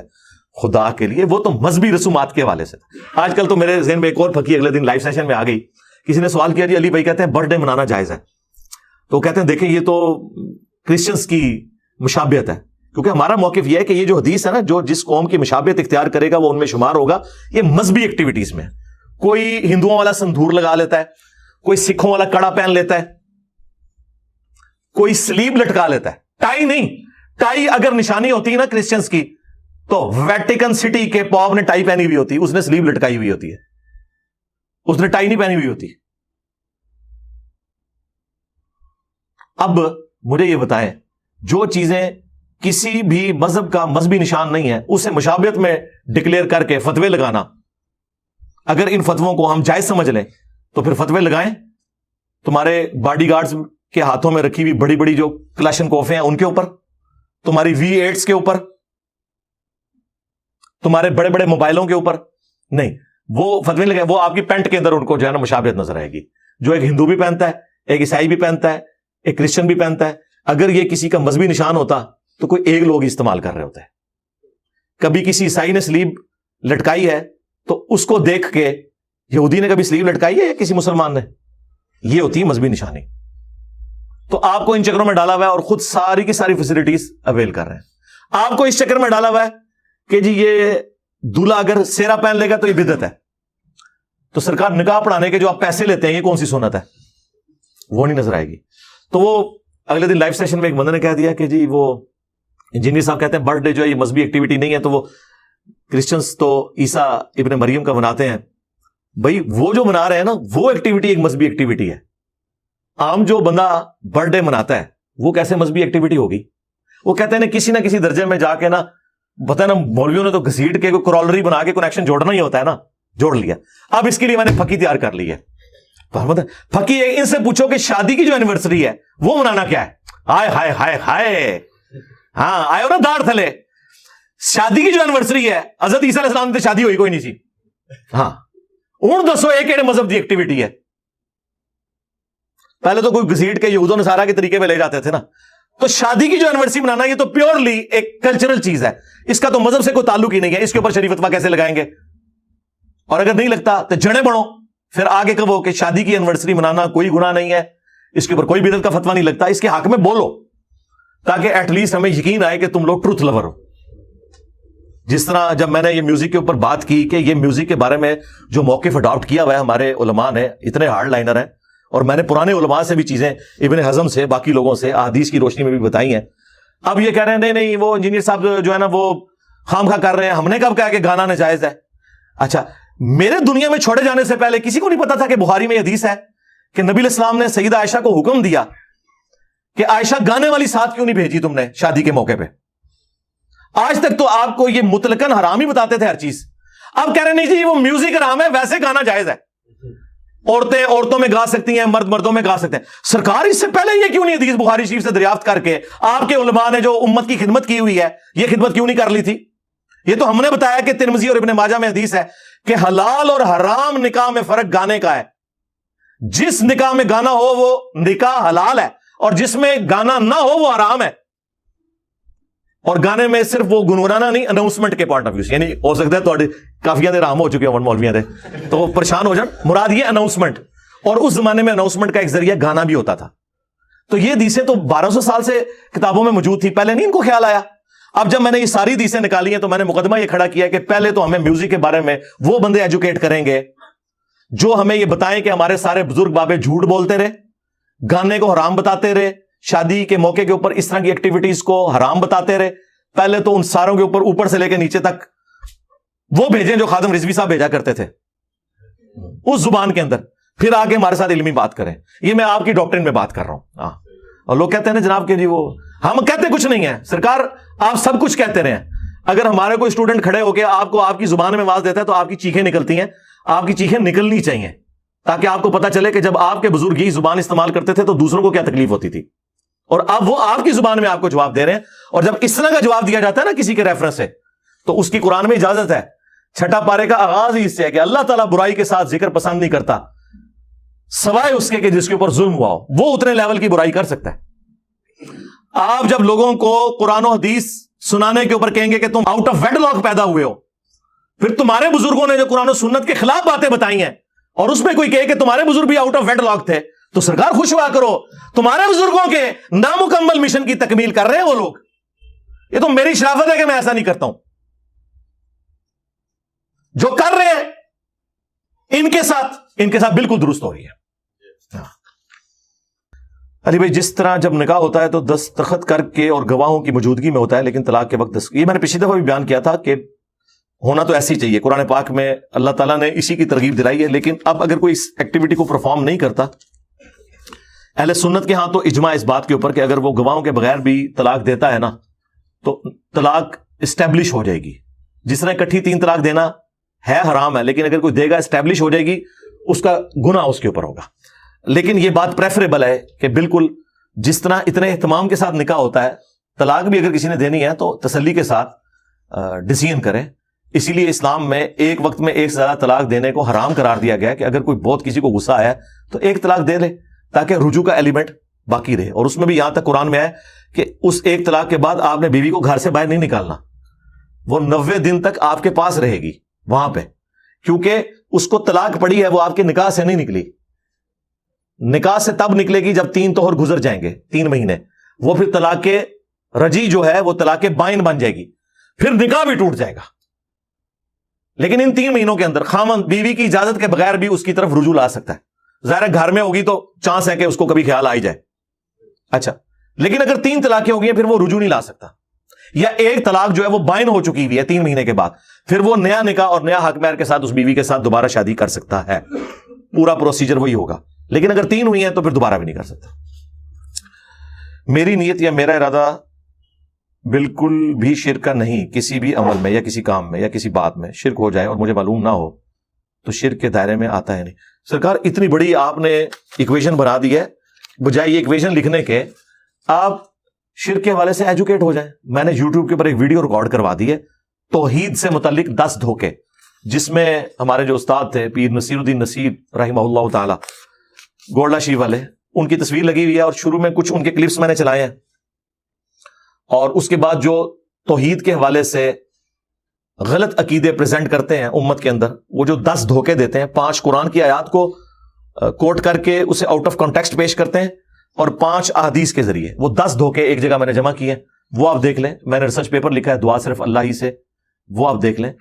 پچھلے دنوں ہمارے جو مرشد مصباحی صاحب نے جو کہا تھا کہ یہ IMF کا قرضہ اتارنا ہے تو داتا دربار جا کے عرض کریں, ٹھیک ہے, تو اس کو بھی میں نے جو توحید کے حوالے سے ریبٹل کیا تھا اور جو شرکی ایکٹیویٹیز عوام میں پھیلی ہوئی ہیں اس کو ہائی لائٹ کیا تھا, وہ آپ دیکھ لیں تو آپ کو کلیئر ہو جائے گا. بہرحال نٹ شیل میں توحید یہ ہے, ایاک نعبد و ایاک نستعین, اے اللہ ہم عبادت بھی صرف تیری کرتے ہیں اور دعا بھی صرف تجھی سے مانگیں گے. وَإِيَّاكَ نَسْتَعِينُ کا لفظی ترجمہ ہے مدد بھی صرف تجھی سے مانگتے ہیں اور مانگیں گے.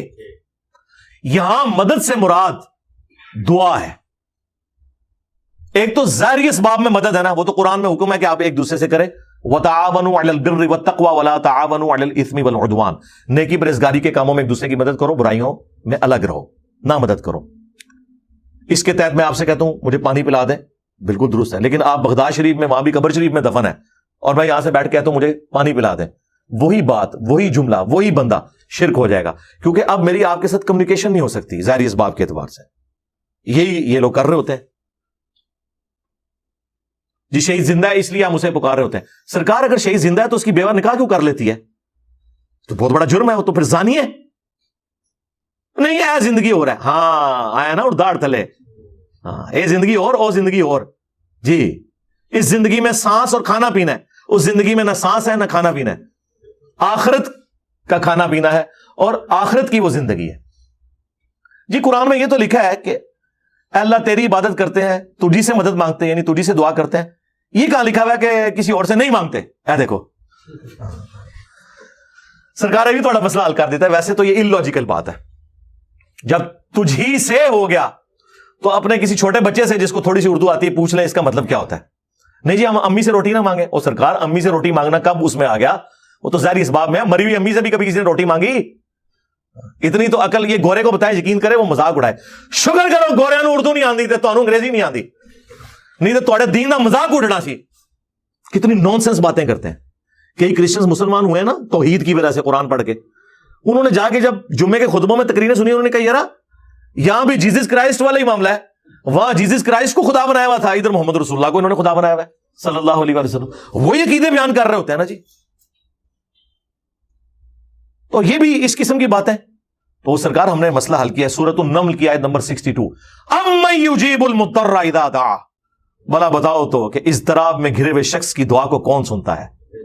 وَيَكْشِفُ السُّوءَ, اور اس سے اس کی تکلیف کو دور کر دیتا ہے. وَيَجْعَلُكُمْ خُلَفَاءَ الْأَرْضِ, اور تمہیں اگلوں کا خلیفہ کرتا ہے زمین پر. أَإِلَٰهٌ مَّعَ اللَّهِ, کیا اللہ کے ساتھ کوئی اور الہ بھی ہے جس کی کوالٹیز ہوں کہ تکلیف کو دور کر دے, تمہارے ماں باپ کے مرنے کے بعد تمہیں خلیفہ کرے؟ کیا اللہ کے ساتھ کوئی اور الہ بھی ہے؟ قلیلا ما تذکرون, بہت کم ہی تم نصیحت حاصل کرتے ہو. اس آیت میں اللہ تعالیٰ نے فرما دیا کہ جس ہستی کے بارے میں آپ کا یہ عقیدہ ہے کہ وہ اللہ کے ساتھ اس کے پاس بھی ایکوالٹی موجود ہے کہ وہ دعا کو سن سکتا ہے اور آپ کی تکلیف دور کر سکتا ہے, گویا کہ آپ نے اسے خدا مان لیا. آپ اس کے لیے کہنا ضروری نہیں ہے کہ میں مولا علی کو خدا مانے ہوئے یا نہیں, میں عبد القادر جیلانی کو خدا مانے ہوئے یا نہیں. جب آپ تکلیف اور پریشانی دور کرنے کے لیے اس کو مدد کے لیے پکارتے, اور نہیں جی اسی وسیلہ پیش کرنے سرکار سانو اردو بھی نہیں آمدی, یا علی مدد کہاں سے وسیلہ ہو گیا, یا عبد القادر جیلانی المدد کہاں سے وسیلہ ہو گیا, یا معین الدین چشتی پاڑ لگا دے کشتی کہاں سے وسیلہ ہو گیا, بری بری سرکار بری کھوٹی قسمت کر دے ہری کہاں سے وسیلہ ہو گیا, یا باول حق بیڑا تک, ویسے بیڑے ڈوب دیتے نے توڑے, وہ ایک جو ایک انجینئر آیا نا اس نے, ہاں یہ کہاں سے وسیلہ ہو گیا؟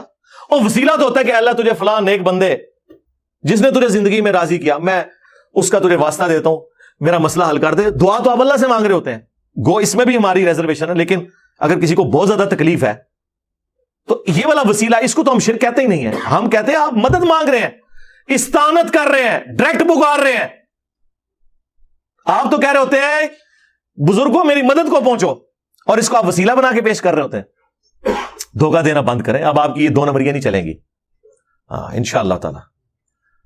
میں اس کے اوپر کافی دفعہ بول چکا ہوں, یہ میرا فیوریٹ ٹاپک ہے توحید کے حوالے سے, وہ آپ میری ویڈیوز دیکھ لیں. اگر کوئی شخص محض اپنی جہالت کی وجہ سے شرک کرے اور اس پر موت آ جائے, یہ پھر وہی اسی بندے یار ہے کوئی سائیکیٹرسٹ نو دکھاؤ تسی کسی کو, مڑ مڑ کے وہی گلا پہ کر دو, اللہ کے بندے کر دیتی ہے. میں ایک FSC کا طالب علم ہوں, میری اتنی دینی معلومات نہیں, مجھے بس اتنا گائیڈ کر دیں کہ بہترین مسلمان اور جنت پہ عمل کروں. جی گائیڈ کیا ہوا ہے, قرآن ترجمے سے پڑھیں, بغیر تفسیر کے, تفسیر مولوی بڑھیا ہوتا ہے, اور اس کے اوپر عمل کریں. ہماری ویڈیوز ریگولرلی دیکھتے رہیں. نہیں کوئی ایک ویڈیو بتائیں جی سرکار ایک ویڈیو ریکارڈ کرا دی ہوئی ہے, مجلس نمبر 100 کتابوں کا خدا ورسز بابوں کا خدا. میری پوری زندگی کے لیکچرز ایک پڑھنے میں ہیں اور وہ ایک مجلس ایک پڑھنے میں ہے. وہ اسپیسیفکلی ہم نے اس لیے ریکارڈ کروائی تھی کہ کوئی شخص کہے میں اتنے ویڈیوز, تو سرکار ایک دیکھ لو, جتنے متس عوام کے اندر مسکنسیپشنز دین کے نام کے اوپر جاری کر دی گئی ہیں, وہ ایک ایک کر کے ہم نے اس کا پوسٹ مارٹم کیا ہوا ہے. مجلس 100 دیکھیں اور اس میں ساری آپ کو گائیڈ لائنز انشاءاللہ مل جائیں گی. اور FSC کے طالب علم ہے تو مہربانی کر کے نا تعلیم کے اوپر بھی تھوڑی توجہ دیں. یہ میں بچوں کو دیکھتا ہوں نا لائف سٹوریز میں آ کے وہ مولویوں کے ساتھ مناظرے کر رہے ہوتے ہیں. میرے بھائی میں اگر اس ہاٹ سیٹ پہ بیٹھا ہوں تو اس کے پیچھے میرا پورا ماضی ہے, ٹھیک ہے جی. میں نے 1994 میں FSC کی ہوئی ہے, 2000 میں میکینیکل انجینئرنگ کر کے فارغ ہو گیا تھا. اس کے بعد 15 سال کی میری سروس ہے, اور پھر دعوت کے کام کی وجہ سے مجبوراً میں نے ریٹائرمنٹ لی. تو کچھ سال تو میں پیرلل میں کام چلاتا رہا, لیکن جب مجھے اندازہ ہوا کہ یہ کام کا والیوم بڑھ گیا تو میں نے ریٹائرمنٹ لی. تو ساتھ میں نے پیرلل میں اپنے فائنینشیل ریسورسز مینج کیے ہیں. یہ نہیں ہونا کہ اوپر دیکھے تو سونا, نیچے دیکھے تو سونا, انج نہیں ہونا. آپ کو اپنی ساری چیزیں مینج کرنی ہوں گی اور پھر اپنے معاملات کو لے کے چلنا ہے. اسٹوڈنٹس اپنی تعلیم کی طرف توجہ دیں, کاروبار کرنے والے اپنے کاروبار کی طرف توجہ دیں, مناظرے منوظرے نہ کریں. یہ نہ ہو کہ دکانوں کے اوپر آپ لوگوں نے تھیٹر لگایا ہو اس قسم کا, ٹھیک ہے, اس کی وجہ سے پھر لڑائی جھگڑے بڑھتے ہیں, فائدہ کوئی نہیں ہوتا. دعوت و تبلیغ کا کام سینہ بسینہ ڈیکورم کے اندر ہوتا ہے. کسی کے ساتھ آپ کو ہمدردی ہے سرکار, اسے اپنی دکان پہ نہ بلائیں, نہ ٹیوشن سینٹر پہ اسے یا کالج میں پکڑ لیں, اس کو آپ چائے پہ گھر بلائیں. اور آپ کتابوں کا خدا ورسز بابوں کا خدا پہلے 50 منٹ صرف دکھا دیں, جو مقدمہ ہے جس میں نے 5 بڑی سنگین قسم کی مثالیں بھی دی ہیں, اور آسمانی دین اور زمین پہ بنایا ہوا دین, اس کا کمپیریزن کروا دیا. 50 منٹ کا جو مقدمہ ہے وہ 50 منٹ ہی کافی ہے. جسے مزید شوق ہو تو آگے کے 4 گھنٹے دیکھ لے, جس میں نے اور مثالیں بھی دی ہیں. تو بس یہ کام کریں. ایک دائی کا اخلاقی رویہ کیسا ہونا چاہیے؟ آپ کے اسٹوڈنٹ اکثر بدتمیز ہوتے ہیں, بالکل میرے ساتھ بہت زیادہ بدتمیزی کرتے ہیں, میں بھگت رہا ہوں. ہاں تو لیکن ہم تو برداشت کرتے ہیں. بدتمیزی جو کوئی کرتا ہے نا جی, تو وہ خود ہی اپنے اعمال کا جواب دے. ایسے ہونا نہیں چاہیے, بالکل غلط ہے. ہم نے تو کوئی کسی کی تربیت نہیں کی ہے. مجھے یہ بتائیں کہ ہمارے کس اسٹوڈنٹ نے کسی شخص کو رفع الیدین نہ کرنے کے اوپر مسجد سے نکالا ہے, یا گالی گلوچ کی ہے, یا گستاخ رسول کا فتویٰ لگایا؟ ہم تو وکٹم ہیں ابھی تک, ہم بھی اور ہمارے اسٹوڈنٹس بھی. ہاں اگر کسی نے کوئی گفتگو کرتے ہوئے کوئی روڈ لینگویج یوز کر لی ہے تو سرکار اس کے اوپر میری ویڈیو ریکارڈ ہے, یہ آپ کی تربیت کی وجہ سے ہوا ہے. سرکار جب صدیوں سے آپ نے ہمارے بزرگوں کے جینز میں یہ چیز داخل کر دی تھی کہ اختلاف کرنے کا طریقہ یہ ہے کہ اگلے بندے کو اسلام سے باہر نکالنا ہے. اب جب وہ شخص کلمہ پڑھے گا تو حضرت عمر کی طرح بال بال پہ تلوار بھی نکالے گا نا. کبھی کسی اور صحابی نے کہا تھا یا رسول اللہ اجازت ہے میں اس کا گلا کاٹ دوں؟ بخاری مسلم میں درجنوں جگہ حضرت عمر ہی تلوار نکالتے تھے, اس وجہ سے کہ ان کی نیچر وہ تھی. کیونکہ نبی علیہ السلام کے بھی وہ جانی دشمن تھے اسلام لانے سے پہلے. وہ نبی علیہ السلام کی تربیت نہیں تھی, وہ پہلے سے چل رہی تھی. اور اس سے یہ بات پتہ چلی کہ نبی کی صحبت کر کے بھی کسی خاص حد تک ہی کو بندہ ایڈریس ہو سکتا ہے. حضرت عمر ابو بکر نہیں بن سکے, ان کا غصہ ادھر کا ادھر ہی رہا, اور وہ اتنا ادھر رہا کہ حضور کی وفات کے موقع پہ بھی تلوار نکالی ہوئی ہے. کوئی ناسخ و منسوخ بھی نہیں ہے کہ آپ کہہ سکیں کہ پہلے کرتے سن بعد بڑے نرم ہو گئے سن, نہیں. یہ تو وفات والی حدیث بخاری میں موجود ہے, پھر اپنے دور خلافت کی جو ان کی حدیثیں ہیں وہ موجود ہے. تو یہ ذرا ذہن میں رکھیے گا, یہ بدتمیزی جو کچھ ہو رہی ہوتی ہے نا, یہ اس تربیت کا اثر ہوتا ہے جو پہلے کی ہے. اور اگر آپ مجھے کہیں گے کہ آپ کا اثر نہیں ہوا, میرا اثر اتنا ہی ہے کہ پہلے یہ فتویٰ لگا کے آپ کو مارنے کی کوشش کرتے تھے, اب صرف علمی اختلاف کرتے ہیں. میں نے اتنا سافٹ ویئر تو ان کا اپڈیٹ کر دیا ہے, اس سے زیادہ تو کوئی نہیں کرتا. پھر بھی اگر کوئی کرتا ہے تو اللہ تعالیٰ اسے ہدایت ہے. ہم نے تو کبھی کسی کی یہ نہیں کیا, اور ہو سکتا ہے وہ آپ اس کو بدتمیزی سمجھ رہے ہو, بدتمیزی نہ ہی ہو. بعض اوقات تو آپ کسی عمر سے بڑے بندے کو, اپنے عمر سے جو بڑا بندہ ہے اس کو قرآن و حدیث بھی بتائے نا, وہ کہتا ہے آپ کو بات کرنے کی تمیز نہیں ہے. یہ آخری ایک حربہ ہوتا ہے ان کے پاس, یہ بڑا طریقہ واردات ہے. آپ علماء سے کوئی بات پوچھیں نا اور کاؤنٹر کوشچن کر دیں. سرکار میں آج تک اپنی زندگی نہ ایف ایس سی نہ انجینئرنگ یونیورسٹی کوئی ٹیچر نہیں دیکھا کہ جس سے ہم نے پوری بحث کر کے کوئی مسئلہ ڈسکس کیا ہو بھرے مجمع میں, بھری کلاس میں, اور اس نے کبھی کہا ہو کہ آپ کو بات کرنے کی تمیز نہیں ہے. یہ نا آپ کے اندر تو فزکس, کیمسٹری, میتھمیٹکس کے پروفیسر جتنا بھی حوصلہ نہیں ہے. علماء سے آپ تھوڑی سی بحث کریں گے, سر یہ ایسے نہیں ایسے لکھا ہوا ہے, فوراً ہی آپ کو علماء سے بات کرنے کی تمیز نہیں. اور ایک دو ڈشکرے جو ساتھ بیٹھے ہوتے ہیں وہ بھی میدان عمل میں اتر آتے ہیں حصہ ڈالنے کے لیے. پھر یہ کہتے ہیں جی دنیاوی ٹیچرز کی لوگ عزت کرتے ہیں, دینی کی نہیں کرتے. سرکار آپ لوگوں کے تو اخلاقیات ویسے ہے ہی نہیں ہے جیسے ان کے ہیں. وہ غلطی نکالنے پہ کہتے ہیں تھینک یو, اور آپ کہتے ہیں پھینک دیو. زبان سے نہ بھی کہ آپ کے چیلوں کو پتا ہوتا ہے, ایسے ایسے اشارے کرتے ہیں نا, انہیں پتا ہوتا ہے. یا وہ اینڈ پہ کہتے ہیں آپ ذرا کمرے میں تشریف لے آئے. کمرے سے جانا نہ, کمرے کہتے نہ جانا, اوتے کرام مسلم کرن گے تہاڈا تقریراں کردے ہو مجمع وچ, سوالاں دے جواب کمریاں وچ جڑے بڑو نا. مجمع میں تقریر کی ہے, ویسے تو آپ کہتے ہیں حضرت سلمان فارسی نے حضرت عمر سے بھرے مجمع میں پوچھ لیا یہ آپ نے کہاں سے کپڑے سلوائے ہیں. سرکار آپ سے نہیں کوئی پوچھ سکتا کہ سرکار آپ تو انڈے بیچتے تھے جب اسلام آباد آئے تھے, اب آپ کی کون سا تیل کا کنواں نکلا ہے, یہ سونے کی کان دریافت ہو گئی ہے. ہاں صرف یہ ہوا ہے کہ آپ جو ہے وہ ایک سیکٹر لانچ ہونے سے بھی کافی عرصہ پہلے ایک چھوٹا سا مٹکا اور ساتھ 2-3 لوٹے لے کے اسلام آباد کے ایک سیکٹر کے کونے میں بیٹھ گئے تھے, جس میں آپ کو بتا دیا گیا تھا کہ نقشے میں مستقبل میں یہاں ایک مسجد بنے گی. اور آپ نے اتنی لمبی انویسٹمنٹ کی, لوگ آپ پہ ترس کھاتے تھے. بعض میرے جیسے رقیق القلب لوگوں کی آنکھوں میں آنسو بھی آتے ہوں گے, کیسا اللہ کا درویش بندہ ہے کہ چٹائی میں اکیلے بیٹھا ہوا ہے اس جنگل میں, لیکن پتہ ہی نہیں انہوں نے بھائی کروڑا ارباں دی انویسٹمنٹ کی ہے. یہ تو میں نے اپنی آنکھوں سے وہ مدرسے دیکھے میں, آج جائیں ان کا لیونگ سٹینڈرڈ دیکھیں, آپ کہیں گے یار یہ وہی بندہ چٹائی پہ بیٹھا ہوا تھا. تنخواہ پوچھیں, کہے گا جی 15,000, کوئی کہے گا 20, حد 25. 25,000 تو صرف اس کی گاڑی جو ہے نا وہ پیٹرول استعمال کرتی ہے, ظاہر پانی پہ تو نہیں چلتی نا, بسم اللہ پڑھ کے یا انا اعطیناک کل کا اسے پڑھ کے تو نہیں چلتی. جو پاپا جانی کہتے ہیں کہ 15% ثابت ہوا ہے کہ وہ کرتا ہے. ٹھیک ہے, پرسنٹیج بھی کر لی ہے انہوں نے, اندازہ کرو یار. یار دیکھو, یعنی بعد میں وزن پیدا کرنے کے لیے پوری پرسنٹیج بیان کر دی آپ سے. تو یہ انہوں نے انویسٹمنٹس کی بھی ہوتی ہیں, وہاں پہ مدرسے بنتے ہیں, اور بعد میں پہلا کام ان کا یہ ہوتا ہے کہ مسجد کمیٹی توڑواتے ہیں. جیسے مسجد کمیٹی ٹوٹ جائے تو چندہ آ جاتا ہے مولوی کے قبضے میں. اب چندہ ہے مسجد کا یا مدرسے کا یا اس کی تنخواہ ہے, وہ دین پہ ہی لگ رہی ہے. کیوں کہتے ہیں علماء دین کی جو خدمت ہے وہ بھی تو دین پہ بھی لگنا ہے نا. تو وہ اپنی جو خدمت کروا رہے ہوتے ہیں نا, وہ دین پہ ہی خرچ کر رہے ہوتے ہیں. ہیلے انہوں نے پورے کیے ہوئے. یار اسلام آباد میں 25,000 تنخواہ کے اندر کون بندہ رہائش اور کھانا پینا اور بچوں کا خرچہ چلا سکتا ہے؟ جیلم جیسے شہر میں مشکل ہوا ہوا ہے. تو وہ ساری کی ساری فیسلٹیز اسی دین سے کھا رہے ہوتے ہیں, یہ سب کچھ کر رہے ہوتے ہیں. اس لیے جو ہے نا وہ آپ ان کے اوپر ترس نہ کھائیں. تو یہ وہ بات شروع ہوئی تھی اخلاقی رویے سے, اور کہاں سے کہاں پہنچ گئی. بے فکر رہیں جناب انشاءاللہ. ساڑھا کوئی اسٹوڈنٹ تو چندہ اکٹھا کرتا نظر نہیں آئے گا, یہ میں تم دس دیں. عثمان بھائی کہتے ہیں ضرورت پائے گی تو تسی اتنی بار کیا کہ سامنے دینا بھی کسی نے کچھ نہیں. میں کہ این جی ہونا چاہیے. دیکھیں نا آپ اتنی ایک بات راسخ کریں کہ بڑے سے بڑا جرم ہو جائے لیکن وہ جرم کوئی نہ کرے. دیکھیں نبی علیہ السلام نے ایک ایسی بات تھی جو اپنے صحابہ میں کوٹ کوٹ کے بھر دی تھی کہ اس جرم سے بچ جانا, کہ دیکھنا میری طرف کوئی ایسی بات منسوب نہ کرنا جو میں نے نہیں فرمائی, ورنہ اپنا مقام جہنم میں دیکھ لو.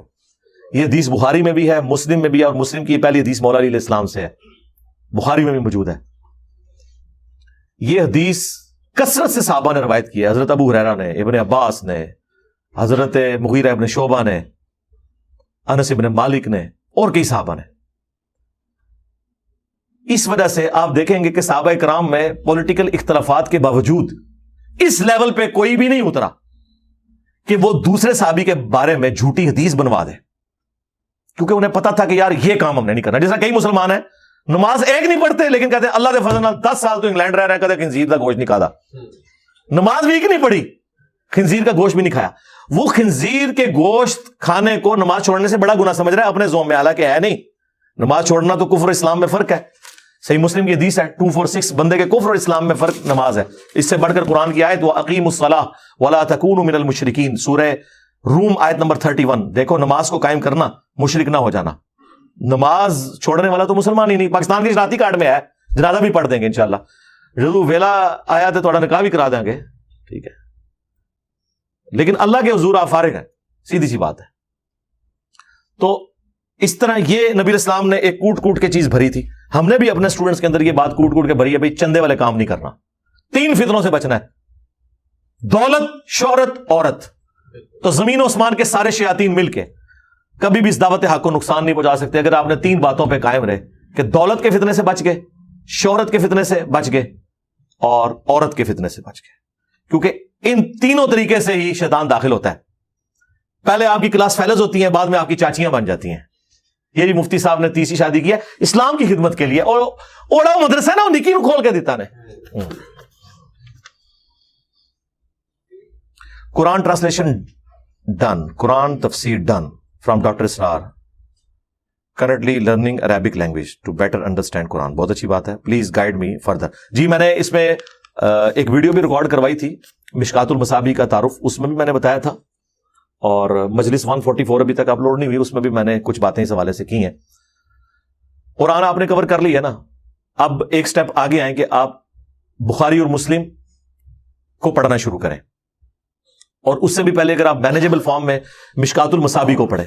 یہ سمجھ لیں اہل سنت کی مین سٹریم کی جتنی کتابیں ہیں نا ان کے یہ نوٹس ہیں 13 کتابوں کے مینیجبل فارم میں, بجائے یہ کہ آپ ایمان کے چیپٹر کے اوپر پہلے بخاری کی حدیث ڈھونڈیں پھر مسلم کی ڈھونڈیں. انہوں نے باقاعدہ اس میں ہر چیپٹر کے 3 چیپٹر بنائے ہیں, سب چیپٹرز, اور سب چیپٹر نمبر 1 میں اس ہیڈنگ کے تحت بخاری مسلم کی ساری حدیثیں لی ہیں, سب چیپٹر نمبر 2 میں ادر دین بخاری مسلم لی ہیں, اور جو سب چیپٹر نمبر 3 تھا اس میں جو دوسرا امام جس نے اس مشکات المصابیح کو کمپلیٹ کیا تھا, یہ 2 اماموں نے مل کے کمپلیٹ کیا تھا, اور آپس میں 200 سال کا وقفہ ہے.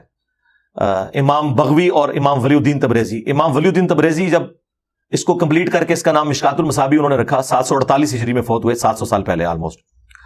انہوں نے پھر وہ جو حدیثیں کریٹیکل تھیں اور وہ چھوٹ گئی تھیں امام بغوی سے, انہوں نے وہ حدیثیں بخاری مسلم اور باقی کتابوں سے مزید تلاش کی, ادر دین ان حدیثوں کے جو پہلے اور دوسرے سب چیپٹرز میں موجود تھی. اب دو آپشن تھے. ایک تو آپشن یہ تھا کہ وہ جو تیسرا چیپٹر ہے وہ نہ بناتے, بلکہ وہ حدیثیں بخاری مسلم والی پہلے چیپٹر میں ڈال دیتے اور ادر دین بخاری مسلم دوسرے چیپٹر میں ڈال دیتے. لیکن انہوں نے کہا اس سے وہ اوریجنلی جس امام نے مصابیح السنہ لکھی تھی امام بغوی, اس کی کتاب جو ہے نا وہ ڈسٹرب ہو جائے گی, میں اس کو آنر دیتا ہوں, وہ کتاب اپنی جگہ رہے. تو انہوں نے پھر تیسری فصل بنائی. تیسری فصل میں پھر ادر دین بخاری مسلم بھی ہیں اور بخاری مسلم کی حدیثیں بھی ہیں جو امام بغوی نے نقل نہیں کی تھی. اس پہ میں نے پورا ایک لیکچر ریکارڈ کرایا. میں نے بخاری مسلم کے تعارف کے اوپر لیکچر ریکارڈ نہیں کروایا, مشکات کے اوپر میں نے 40-50 منٹ بولا ہوں, تاکہ مشکات جس طرح دو گتوں میں قرآن ایک جگہ موجود ہے, اس طرح احادیث دو گتوں کے درمیان آلموسٹ 90% کے قریب جو آپ کے جو روزمرہ کے مسائل ہیں ڈائریکٹ احادیث میں جو موجود ہیں, یہ دو گتوں کے درمیان 3 جلدوں کے اوپر مشکات المصابیح یہ کتاب ہے. یہ اہل سنت کے مدارس بریلوی دیوبندی اہل حدیث کے آخری سال میں پڑھائی جاتی ہے. اور پڑھائی اس لیے نہیں جاتی اس پہ عمل کریں, پڑھائی اس لیے جاتی ہے کہ اس میں ان کے فرقے کے خلاف جو حدیثیں آئی ہوئی ہیں ان کے جواب ان کو سکھایا جائے. ورنہ اگر پڑھائی جائے تو اس میں تو نماز کی حدیثیں ساری رفع الیدین والی لکھی ہوئی ہیں, اور جو بغیر رفع الیدین والی حدیث ہے اس کے ساتھ امام ابو داؤد کے کامنٹس امام ولی الدین تبریزی نے نقل کیے ہیں. وَلَيْسَ بِصَحِيحٍ عَلَى هَذَا الْمَعنَى, ابن مسعود کی حدیث جو ہے وہ ان معنوں میں صحیح نہیں ہے. ٹھیک ہے, پاکستان میں انہوں نے ابو داؤد چھاپی نا تو وہ کمنٹس ہی غائب کر دیے اردو میں. عربی کتاب میں ہے, اردو میں سے نکال دیے کیونکہ یہ ایک حدیث کے اوپر کھڑے تھے. لیکن چور اپنی لنگوٹی چھوڑ جاتا ہے. مشکات جب چھاپی نا ترجمے سے وہاں سے نکالنا بھول گئے. مشکات آپ پتہ سیکنڈری بک ہے, یہ پرائمری بک نہیں ہے. سیکنڈری بکس وہ ہوتی ہیں جو اوریجنل کتابوں سے احادیث لی گئی ہوتی ہیں, وہ اپنی سند بیان نہیں کرتے. ظاہر ہے یہ اگر اپنی سند بیان کرتے تو 3 صفوں کی تو سند آتی ہے, تو 700 سال بعد آیا. یہ نقل کرتے ہیں کہ امام بخاری نے صحیح بخاری میں حدیث لی ہے فلاں صحابی سے, تو سند بیان کرنے کی ضرورت ہی نہیں, ڈائریکٹ بخاری سے آپ پکڑے. اس لیے سیکنڈری بک ہے مشکات, اس سیکنڈری بک. پرائمری بکس وہی ہیں اوریجنل کتابیں جو, تو 13 آلموسٹ پرائمری بکس سے انہوں نے نوٹس تیار کیے ہیں اور وہ اس کا حوالہ دے دیتے ہیں. اور اب ویلیو ایڈیشن اس میں یہاں تک ہو چکی ہے کہ اس کے انٹرنیشنل نمبر جو اسلام 360 میں ہمارے زاہد بھائی نے ماشاءاللہ بڑی محنت کی ہے, وہ اس کی تخریج نیچے ہوئی ہوئی ہے, باقاعدہ نمبر لکھے ہوئے ہیں کہ اگر آپ کو مشکات والے امام پہ اعتبار نہیں ہے تو آپ اوریجنل بک کی طرف جا سکتے ہیں کہ اس نے کہاں سے لی تھی. اور ادر دین بخاری مسلم کے نیچے تحکیم بھی لگی ہوئی ہے, صحیح اور ضعیف کے حکم بھی لگے ہوئے ہیں. 3 جلدوں کے اندر 6294 احادیث ہیں. تو آلموسٹ ٹوٹل حدیثیں نبی علیہ السلام سے 10,000 سے زیادہ نہیں ہیں. یہ باقی تو ترک ہیں, یہ جو کہتے ہیں امام بخاری کو 6 لاکھ حدیثیں تھی. 6 لاکھ حدیثیں بیان کرنے کے لیے تو عمر نو چاہیے نبی علیہ السلام کو. پہلے 40 سال تو آپ کے ویسی کوئی حدیث نہیں ہے, جو کچھ ہے وہ بعد میں ہے. اس میں بھی میجارٹی پورشن تو قرآن ہی نازل ہوتا رہا. ٹوٹل 10,000 سے زیادہ حدیث نہیں ہے نبی علیہ السلام کی. ہاں ترک اس کے اسناد وہ لاکھوں میں. انما الاعمال بالنیات جو بخاری کی پہلی حدیث ہے, مسلم میں بھی ہے, اس کی 700 سندیں امام بخاری کو یاد تھی. ان میں سے انہوں نے ٹاپ آف لسٹ جو اسناد ہیں وہ لی ہیں. اب وہ 700 حدیثیں شمار کی جاتی ہیں, لیکن حدیث تو ایک ہوتی ہے نا. امام مسلم نے تو پھر مزید ویلیو ایڈیشن کی ہے. مسلم شریف آپ کھول کے دیکھیں نا تو امام مسلم نے ایک حدیث جو مختلف صحابہ سے تھی وہ ساری ایک جگہ جمع کی ہیں. پہلے حضرت علی سے لی, پھر حضرت ابو ہریرہ سے لی وہی حدیث, پھر حضرت انس بن مالک سے تھوڑے تھوڑے الفاظ کے فرق کے ساتھ وہ 8-10 حدیثوں کو ایک جگہ جمع کر دیا. تو تکرار کے بعد اگر آپ وہ تکرار نکال دیں تو بخاری میں بھی 4,000 حدیثیں ہیں, مسلم میں بھی 4,000 ہیں. اگر تکرار شمار کریں تو بخاری میں ایگزیکٹلی 7,563 حدیث ہیں اور مسلم میں بھی اتنی ہے, کیونکہ نمبرنگ بعد میں ہوئی ہے تو انہوں نے آنر دینے کے لیے دونوں کی نمبرنگ برابر رکھی ہے. تکرار نکال دیں دونوں میں 4,000 ہیں, اور اس میں بھی کامن جو ہے وہ 2,000 ہے. 1,906 حدیث کامن ہے بخاری اور مسلم میں, جو الگ سے ایک بک چھپ چکی ہے اللؤلؤ والمرجان. اور جو 2 موتیوں کا ذکر قرآن میں آیا نا, تو فواد عبد الباقی نے اس کتاب کا نام رکھا اللؤلؤ والمرجان. 1906 احادیث جو متفقن علیہ ہیں, بخاری اور مسلم دونوں متفق ہیں اس کتاب کے اوپر, ان احادیث کے اوپر, وہ انہوں نے ایک جگہ جمع کیے ہیں. تو آپ مشکات المصابیح پہ میرا پورا ایک لیکچر ہے, وہ آپ ضرور دیکھیں, انٹروڈکشن آف مشکات المصابیح. اور ایک اور لیکچر ہے صحیح مسلم کا مقدمہ, جو امام مسلم نے مسلم کا مقدمہ پہلی 92 روایات لی ہیں, میں نے ان کو بریف کیا. اور ایک اور لیکچر ہے انٹروڈکشن آف حدیث, وہ آپ دیکھ لیں. باقی قرآن کے آپ کہہ رہے ہیں میں نے تفصیل لیکچر سنے ڈاکٹر اسرار صاحب کے، سرکار ہمارے بھی 344 لیکچرز ہیں، وہ آپ سنیں تو آپ کو اندازہ ہوگا کہ ڈاکٹر اسرار صاحب کے کام کو ہم نے مزید 4 چاند لگائے ہیں، کیونکہ حدیث کی فیلڈ میں وہ تھوڑے اس حوالے سے خود ہی کہتے تھے میں کمزور ہوں، تو میں نے احادیث اور دور حاضر کے سارے اختلافی مسائل بھی ساتھ ساتھ کور کیے ہیں کہ اس آیت کو فلاں فرقہ دلیل مانتا ہے اپنے فلاں مسلک کی، اور پھر اس کو میں نے کاؤنٹر کس طریقے سے کیا یا اس کی تائید کیا. یہ کام نہ ڈاکٹر اسرار صاحب نے کیا نہ مولانا مودودی نے کیا، میرے علم کی حد تک اور کسی نے نہیں کیا، کیونکہ وہ پھر تفصیل لمبی ہو جانی تھی، اور وہ 9 سالوں میں ہمارے قرآن کے 344 لیکچرز مکمل ہوئے، اور اب دوبارہ شروع ہیں، وہ بھی 132 ریکارڈ ہو چکے ہیں الحمدللہ. سورہ الانفال مکمل ہو چکی ہے جو اس والے بیک گراؤنڈ کے ساتھ ہے. ممبر پر بیٹھ کر پڑھنا اور مسجد عائشہ سے احرام باندھنا آپ کے نزدیک بدعت ہے، جبکہ میلاد منانے کو آپ بدعت نہیں کہتے. میلاد حضرت عائشہ والا جو آپ کہہ رہے ہیں نا، وہ من احدث فی امرنا ھذا، نبی الاسلام نے جو دین میں چیز تعلیم کی ہے اس کے اندر کوئی تبدیلی لاتا ہے، اس حوالے سے ہم نے بات کی تھی. اب آگے آپ نے میلاد کے بارے میں، میرے بھائی میں نے میلاد کے جو مروجہ طریقے ہیں نا ان کے اوپر تو گرفت کی ہے. جو سنت طریقہ ہے جو صحیح مسلم میں حدیث ہے 2750 فیہ ولدت وفیہ انزل علیہ، میں اس دن پیدا ہوا، اس دن مجھ پہ پہلی وحی نازل ہوئی، نبی الاسلام پیر کا روزہ رکھتے تھے، اس کے تحت جشن قرآن اور جشن میلاد منایا، وہ تو سنت ہے. باقی یہ ڈھول ڈمکے کرنا، اسی طریقے سے مکے اور مدینے کے ماڈل بنانا اور عورتوں مردوں کا اختلاط، آپ اسے بدعت کہہ رہے ہیں، میں تو اس سے بڑی بات کرتا ہوں یہ حرام ہے. 2 بندے آپس میں آپ کا تذکرہ کر رہے ہوں تو تیسرا آ کر پوچھے کہ انجینئر کا ذکر تو نہیں کر رہے، تو ان کو کہنا کہ نہیں، تو کیا یہ جھوٹ ہوگا؟ اور وہ ہم دونوں میں راز کی بات ہو رہی ہے. تو بات تو نہیں اس نے سنی نا، تو آپ ذکر کر دیں کہ ہاں وہ ایک انجینئر آیا نا فتنہ، اس کا ذکر کر رہے ہیں، اور آپ فتنہ توریہ کر لیں عربی والا، آزمائش. ہاں آزمائش تو ہے نا جی. تو میں نے اپنے اسٹوڈنٹس کو اپنی غیبت معاف کی ہوئی ہے، ذہن میں رکھیے گا، صرف دعوت کی حکمت کے لیے. یہ میرا رائٹ ہے نا، حقوق العباد جو ہے وہ تو بندوں نے معاف کرنے ہیں نا. میں نے پیشگی اپنے اسٹوڈنٹس کو بھی، اپنے مخالفین کو بھی اپنی غیبت معاف کی ہوئی ہے. آپ سوچ رہے ہو کہ مخالفین کو کیوں معاف کیا ہے؟ بھائی مخالفین کو بھی معاف کرنے کا فائدہ یہ کہ وہ کریں گے تو لوگوں کو میرا تعارف مزید ہوگا. آپ لائیو سٹوریز میں آ کے شاید اور بلال کے چینل پہ نہیں سن رہے، 99% لوگ کہہ رہے ہیں ہمیں نیگیٹو علی بھائی کا تعارف ہوا ہے. ایک تبلیغی جماعت کے بابا جان، 70 سال ان کی عمر، حاجی عبد الوہاب صاحب کے ساتھ ان کے کتنے سال گزرے، اور وہ بتا رہے تھے 30 سے زیادہ سال میرے عرب ملکوں میں جماعت میں گزرے ہیں. لیکن دیکھیں اخلاص تھا، اللہ نے آخری وقت میں ان کو ہدایت دے دی. وہ کہتے ہیں میں ایک دن جمعہ پڑھنے گیا پنڈی کی ایک مسجد میں، تو وہاں کسی نے پرچی لکھ کے بھیجی، تو امام صاحب نے وہ پرچی پڑھے بغیر کہا کہ انجینئر کے بارے میں مجھ سے نہ پوچھا کرے. کہتے ہیں میں جب جمعے سے فارغ ہوا تو میں نے پوچھا یہ انجینئر کون ہے جس کی یہ بات کر رہے تھے؟ بات کوئی بھی نہیں کی، صرف اتنا کہا کہ انجینئر کے بارے میں نہ پوچھا کریں. اچھا دیکھیں یار، اگر اللہ کے بندے یہ حرکت کرنی بھی تھی تو اسٹیج سے تو نہ کہتے نا، یعنی اتنا بھی بول کے تو پھنس گئے. ایک تو ہے نا کہ مجھے ڈسکس کر لیں، پھر تو بچے ہی کچھ نہیں. تو کہتے ہیں میں نے بعد میں لوگوں سے پوچھا انجینئر کون ہے، ان کا یار وہ ایک فتنہ آیا ہوا ہے انجینئر محمد علی مرزا.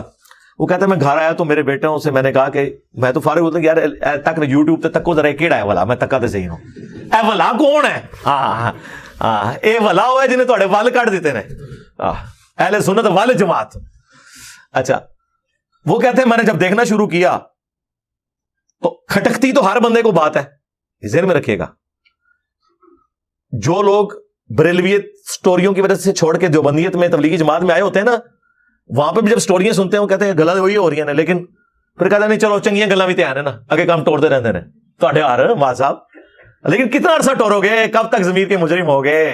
ایک نہ ایک وقت تو آئے گا کہ ضمیر کی آواز غالب ہو جائے گی، اور اگر نہیں ہو رہی تو سمجھ لو کہ ضمیر مر چکا.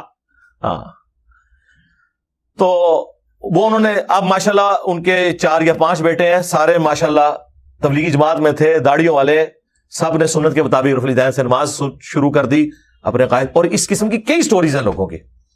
تو اس لیے الحمدللہ ہم نے اپنے اسٹوڈنٹ سے کہا ہوا ہے کہ کہیں آپ کو ہمارا ذکر خیر کرنے میں کوئی مسئلہ ہے تو ہمارا ذکر خیر کریں ہی نا.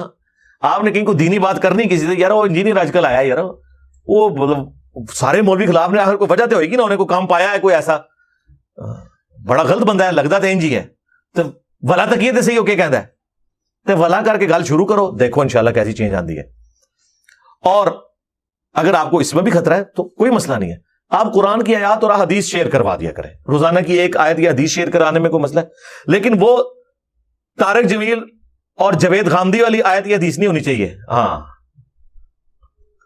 یعنی وہ صرف میٹھی میٹھی باتیں، وہ بھی آپ ضرور کریں، لیکن وہ بھی کریں جو قرآن کا مزاج ہے. وَأُوحِيَ إِلَيَّ هَذَا الْقُرْآنُ لِأُنذِرَكُمْ بِهِ وَمَنْ بَلَغَ. نبی تم فرماؤ قرآن مجھے اللہ نے اس لیے وحی کیا تاکہ میں تمہیں بھی ڈر سنا دوں، اور جس تک یہ کتاب پہنچ جائے اسے بھی. وہ ڈر والی بات آپ شیئر کروائیں. دوسرے معنوں میں پٹھیاں گلاں جو کہتے ہیں پٹھیاں گلاں کرتے ہیں، وہ پٹھیاں گلاں نے خود پٹھے ہوئے ہو تو تمہیں سیدھی گل بھی پٹھی نظر آئے گی. مثلا محرم کا مہینہ ہے تو آپ 240 شیئر کروائیں. علی سے محبت نہیں رکھے گا مگر مومن، علی سے بغض نہیں رکھے گا مگر منافق. اور چیک کرو تھوڑے دوست بھی کوئی منافق ہے کہ نہیں. اس طرح ربیع الاول کا مہینہ آئے تو حدیث شیئر کروائے 2750 مسلم کی، فیہ ولدت وفیہ انزل علیہ، اور اس کے اوپر ہیڈنگ بنا دیں میلاد منانے کا صحیح سنت طریقہ. یہ نہ لکھو کہ غلط بھی کوئی ہوتا ہے یا چنڈیاں لانا غلط ہے، ایک ضرورت ہی نہیں. کام تے ٹورو نہ آگے سنگھ تے بساؤ آگے کام ٹور پوے گا. ٹھیک ہے. اور رمضان کا مہینے میں بھی آپ دعوت دے سکتے ہیں. یہ نہیں کہ روزہ رکھنے کا اتنا ثواب ہے، نہ لکھے کہ روزہ کھولنے کی غیر مسنون دعا جڑی سارے ٹی وی چینلز تے چل رہی ہوندی ہے، اور وہ دعا وہ ہے جس کے ساتھ امام داؤد نے خود لکھا ہے یہ مرسل روایت ہے، چھوٹی ہوئی ہے، یہ تابعی کا قول ہے، نہ کسی صحابی کا، نہ اور جو نبی علیہ السلام سے خود ثابت ہے. ابو داؤد میں وہ امام داؤد سال لے کے آئے، ذهب الظمأ وابتلت العروق وثبت الاجر انشاءاللہ. پیاس چلی گئی، رگیں تر ہو گئی، اور ہمارا اجر ہمارے رب کے حضور پکا ہو گیا. یہ دعا کا ترجمہ ہے. اور یہ لکھے صحیح سنت دعا. بلکہ اگر آپ ختم ساری کی دعا لکھیں وہ تو خطرے ناک ہے، وہ تو ہے ہی نہیں کدھر، یہ تو پھر بھی سی نا کدھر جعلی روایت، وہ تو ایگزسٹ ہی نہیں کرتی. میں کل کے روزے کی نیت کرتا ہوں. ہاں او علی وہ کہتے کل کوئی نہیں ہے، کل ہون پانی شروع کی تھی تسی، ہون تک تو کل ہی چل رہا سی. ہم آئے تو کہتے ہیں نہیں جی کوئی گھوڑوں کی دماغ والی کوئی حدیث ہم نے تو کبھی بیان ہی نہیں کی. ہاں جنات بیان کر گئے، خدائی مخلوق بیان کر گئی آ کے. اپنے بچوں کو رٹایا ہوا چرسی پوڈری قسم کے جو تمہارے فرقے کے فالوور ہیں نا، وہ بھی یہ حدیثیں بیان کرتے ہیں کہ جی بت رکھ کے آتے تھے طرف دین ہوتا تھا.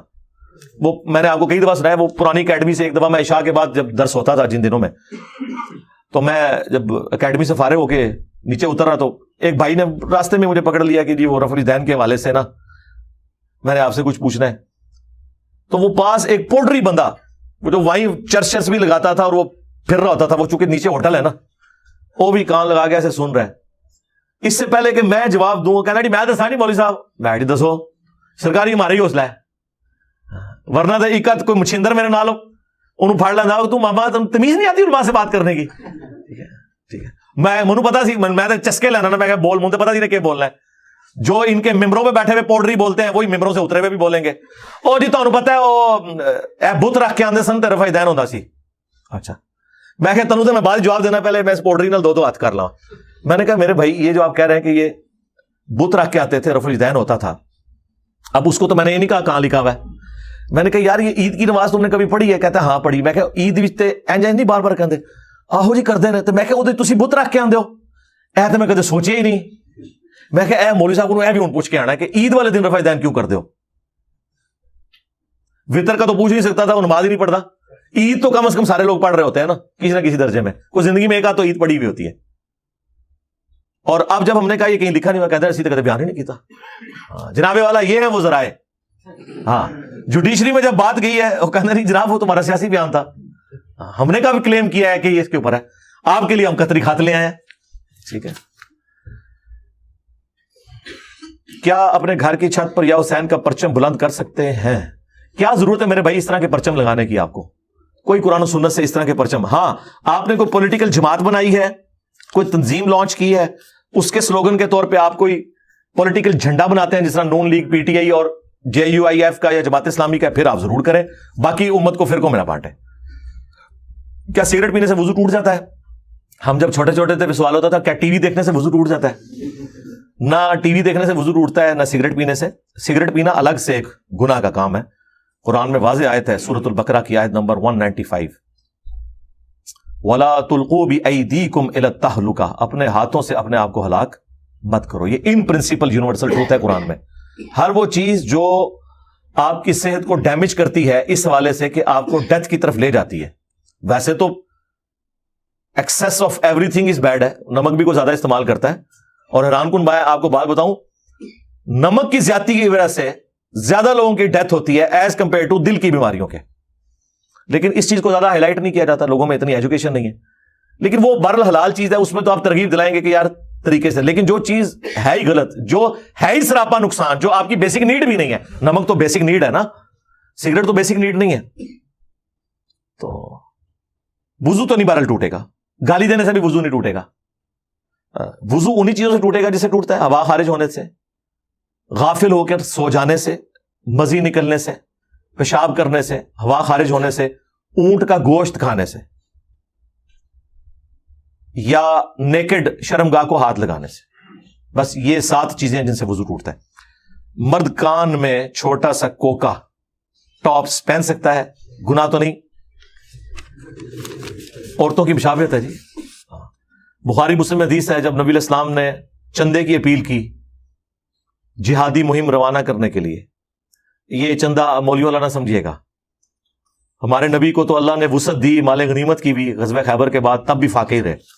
حالانکہ 5واں حصہ مال غنیمت کا آپ کے پاس تھا, جو آج کل آپ کو کہتے ہیں reserved fund, prime ministers reserved fund, profits reserved fund تھا. مال غنیمت کا 5واں حصہ قرآن میں خمس, لیکن پروفٹ نے ریزروڈ فنڈ یوز نہیں کیا, امتیوں کے اوپر ہی لگایا ہے.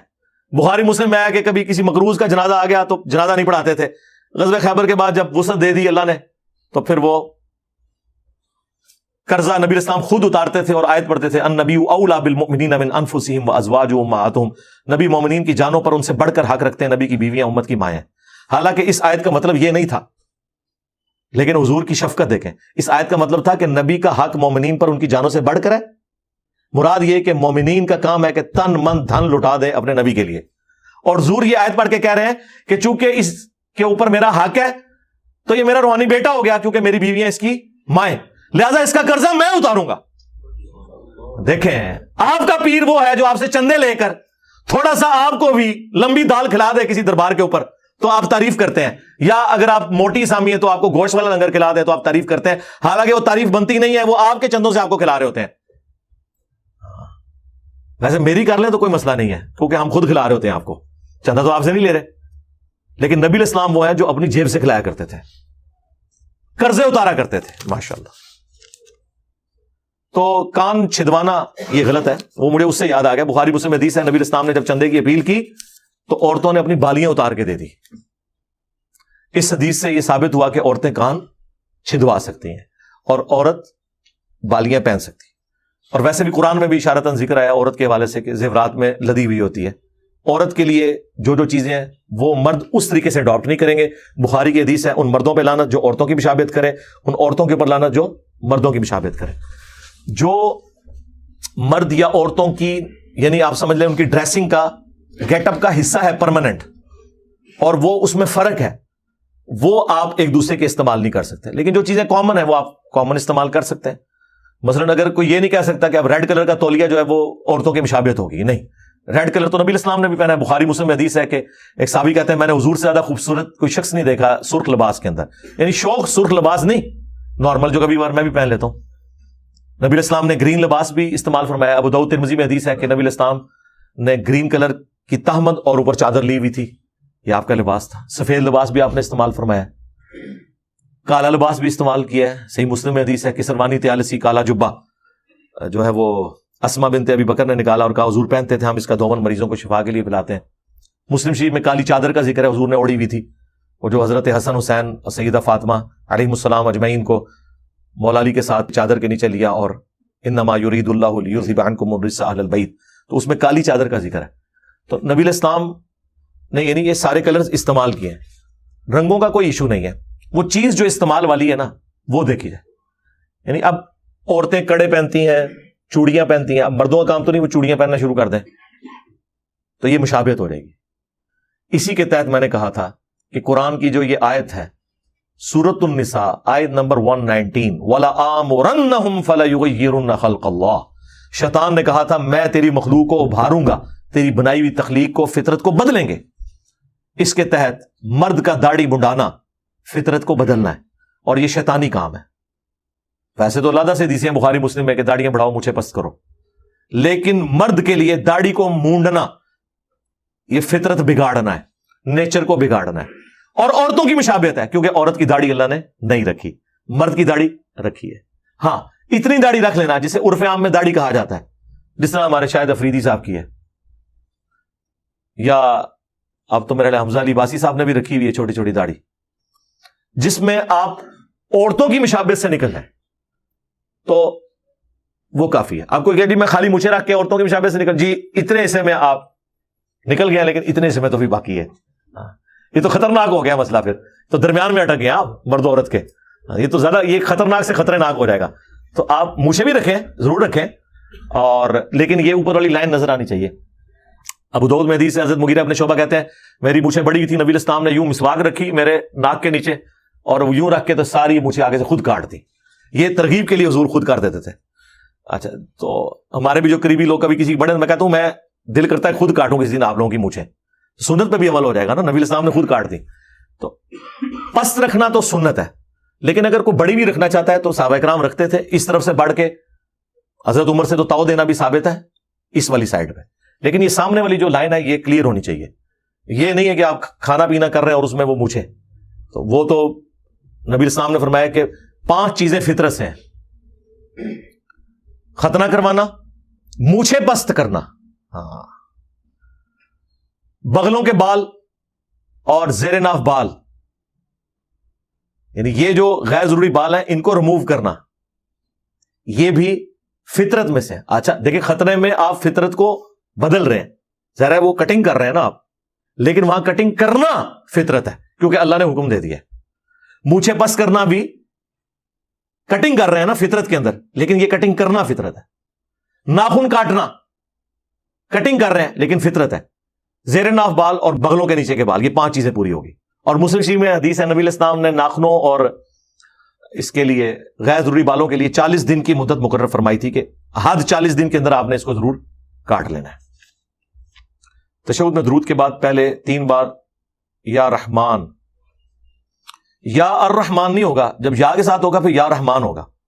اسماء اعظم یا حی یا قیوم برحمتک استغیث حسبنا اللہ ونعم الوکیل پڑھ سکتے ہیں دعا کے طور پہ, جی پڑھ سکتے ہیں. درود شریف کے بعد پڑھیں گے, بالکل پڑھیں گے, جو مرضی پڑھیں. وہ تو میں نے بخاری مسلم سے حدیث پیش کی ہے کہ جو چاہو اپنے رب سے مانگو, اس میں جتنے مسنون اذکار دعائیں ہیں وہ آپ پڑھ سکتے ہیں, عام اجازت ہے. انبیاء کرام کے تبرکات کے علاوہ جو معاشرے میں تبرکات مشہور ہیں, بھئی انبیاء کرام کے بھی تبرکات مشہور ہیں نا, اس میں سے بھی اکثر جو ہے روزی روٹی کا ذریعہ ہے. ہم ان کا انکار نہیں کرتے لیکن اقرار تو بالکل نہیں کرتے. آپ کو پتا ہے وہ چکوال میں کہہ رہے تھے حضور کے نالین شریف کا وہ نقش نکلا ہے, اور وہ چولہا تھا ایک رکھا ہوا, اور کسی کے دماغ میں نہیں آیا کہ اللہ کے بندو نبی الاسلام کی جو نالین شریف جو سند کے ساتھ جو چیزیں چل رہی ہیں ان کا سائز تو اتنا سا ہے, یہ اتنا بڑا نالین شریف کہاں سے آ گیا, اور وہ پاؤں بھی ایک. نبی الاسلام تو 2 نالین استعمال فرماتے تھے, وہ بعد میں کھل گیا کہ وہ کہانی نکلی تھی. تو باقی تو ان تبرکات کی تو کوئی حیثیت نہیں جو بزرگوں کے چل رہے ہیں. یہ کیا یار, یہ کہانی ہے ان کی. کیا مسجد میں بغیر وضو کے سجدہ کرنا چاہیے, فرض کا ہو یا نفل کا؟ کیا اس سے نکاح ٹوٹ جاتا ہے؟ نہیں صحیح پوچھا ہے سوال, آپ ہنس رہے ہیں. فقہ حنفی میں تو اگر آپ نے بغیر وضو کے سجدہ کیا ہے تو نکاح ٹوٹ گیا آپ کا. ہاں کیونکہ آپ نے توہین کر دی ہے اللہ کی. یہ تو ہم کہہ سکتے ہیں کہ بخاری میں موجود ہے کہ عبداللہ ابن عمر بغیر وضو کے قرآن کی تلاوت اونٹ کے اوپر کر رہے ہوتے تھے, اور جب سجدہ تلاوت آتا تھا تو آپ ساتھ جھکا کے اشارے سے سجدہ کر لیتے تھے. یہ ہم تو کہہ سکتے ہیں قرآن و سنت کے ماننے والے. اس لیے میری ایک ویڈیو ریکارڈ ہوئی ہے. کیا پاکستانی کرکٹ ٹیم کے نکاح ٹوٹ چکے ہیں؟ جی جتنے حنفی ہیں ان کے ٹوٹ چکے ہیں. ہاں اس لیے کہ وہ تو بیچارے بغیر وضو کے ہی ہوتے ہیں اس وقت, جب وہ سینچری کبھی کبھار خدا نہ خواستہ ہو جائے تو وہ سجدہ کر رہے ہوتے ہیں.